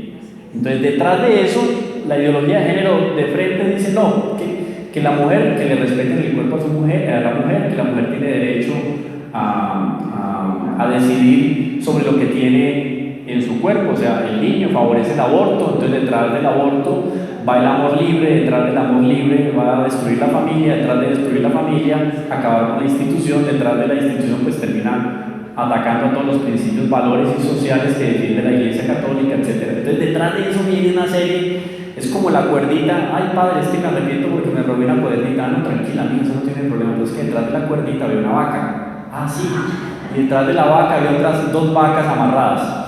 Entonces la ideología de género es solamente una puntica del iceberg de lo que está por debajo de eso, es toda una mentalidad y una manera de presentar la vida en la cual los valores morales ya no existen, porque todo es permitido, todo menos lo que enseña el cristianismo y la palabra de Dios, curiosamente. ¿Sí? 2, señora. Gracias, Camilo. Quisiera que por favor me aclarara un poco sobre el yoga. Yo pienso que el yoga tomado con el ejercicio físico básico. Entonces ahí está el problema, también está en el yoga. Yoga viene, la raíz etimológica viene del sánscrito, es una lengua indoeuropea anterior a Cristo, muy usada en el brahmanismo y en el hinduismo, y significa unir, muy en la línea de lo que significa religión, que también es unir, ligar. Entonces el yoga tiene una serie de movimientos, de respiraciones, de gestos y de expresiones corporales que pueden permitirle a ustedes sentir sensiblemente satisfacciones que le producen placer. Puede ser peligroso que una de esas satisfacciones sensibles o esa sensibilidad usted llegue a confundirlas con mociones del Espíritu Santo, por ejemplo. Entonces usted puede colocarse en actitud de meditación en el yoga y puede llegar a confundir sensaciones materiales y corpóreas con la asistencia que puede dar la gracia o el Espíritu Santo. Entonces hay una serie de recomendaciones que da la Iglesia, porque la Iglesia no ha condenado explícitamente el yoga, pero la práctica frecuente de ese tipo de ejercicios pueden desvirtuar lo que significa la oración y la meditación en el cristianismo. Y normalmente los ejercicios que se realizan dentro del yoga no van aislados de una cierta filosofía de vida y una cierta filosofía o espiritualidad que normalmente es contraria a la Iglesia, porque me habla de reencarnación, me habla de energías y de panteísmo, de energías cósmicas que evidentemente son contrarias a lo que nos enseña el cristianismo. Entonces no quiere decir que yo haciendo una sesión de yoga vaya yo a satanizar el yoga, pero yo tengo que tener mucho criterio de que si lo que yo estoy haciendo me acerca a mí, por ejemplo, al amor a la Eucaristía, al amor a los sacramentos, etc. ¿Y qué hay detrás de esos ejercicios espirituales, físicos? O sea, hay una membrana muy fina que solamente la oración o la práctica de la virtud o el caso concreto expuesto a un experto me puede definir si lo que yo estoy haciendo dentro de ese yoga me aleja o me acerca de Dios. Pero la Iglesia no lo recomienda. ¿Está bien? No es condenado, pero no lo recomienda. ¿O te lleva el que es tan placentero el yoga a querer indagar más sobre toda la cosa? Por eso digo yo que es un gancho, porque es muy interesante y seguro que usted hace yoga y le va a ayudar a dormir mejor. Y le mejoró la digestión y una serie de cosas que usted en el trabajo se siente mejor, más dinámico, más fuerte. Es como el que dice que va y se mete en una secta por ahí de un garaje porque es que el amigo dejó de tomar trago. Es que él se metió a tal secta y dejó de tomar trago. Mira bien si eso es suficiente para usted dejar los sacramentos, aislarse de la vida de comunidad en la parroquia, para meterse en esa secta y simplemente dejar el trago. ¿Sí será auténtico? ¿Será que dejó el trago y se llenó más de orgullo y de otro tipo de cosas? No sé. Entonces es muy peligroso y por eso la Iglesia desaconseja ese tipo de prácticas, porque pueden llevarnos a alejarnos de lo que es el auténtico espíritu de meditación y de oración dentro de la Iglesia. ¿Está bien? Y hay un documento muy interesante al respecto del yoga y de la meditación que publicó hace algunos años el Vaticano. Se lo voy a mandar también para que lo lean con más calma, porque eso habría que, digamos, definirlo con mucho detalle y no ahora dar cada arandela al respecto. Pero es muy peligroso. Diga, la última.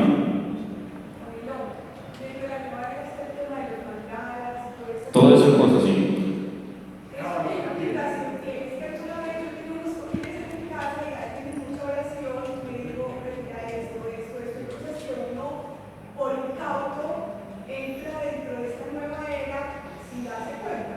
Sí, entonces está de moda y usted coge y compra el atrapasueños porque tiene colores bonitos.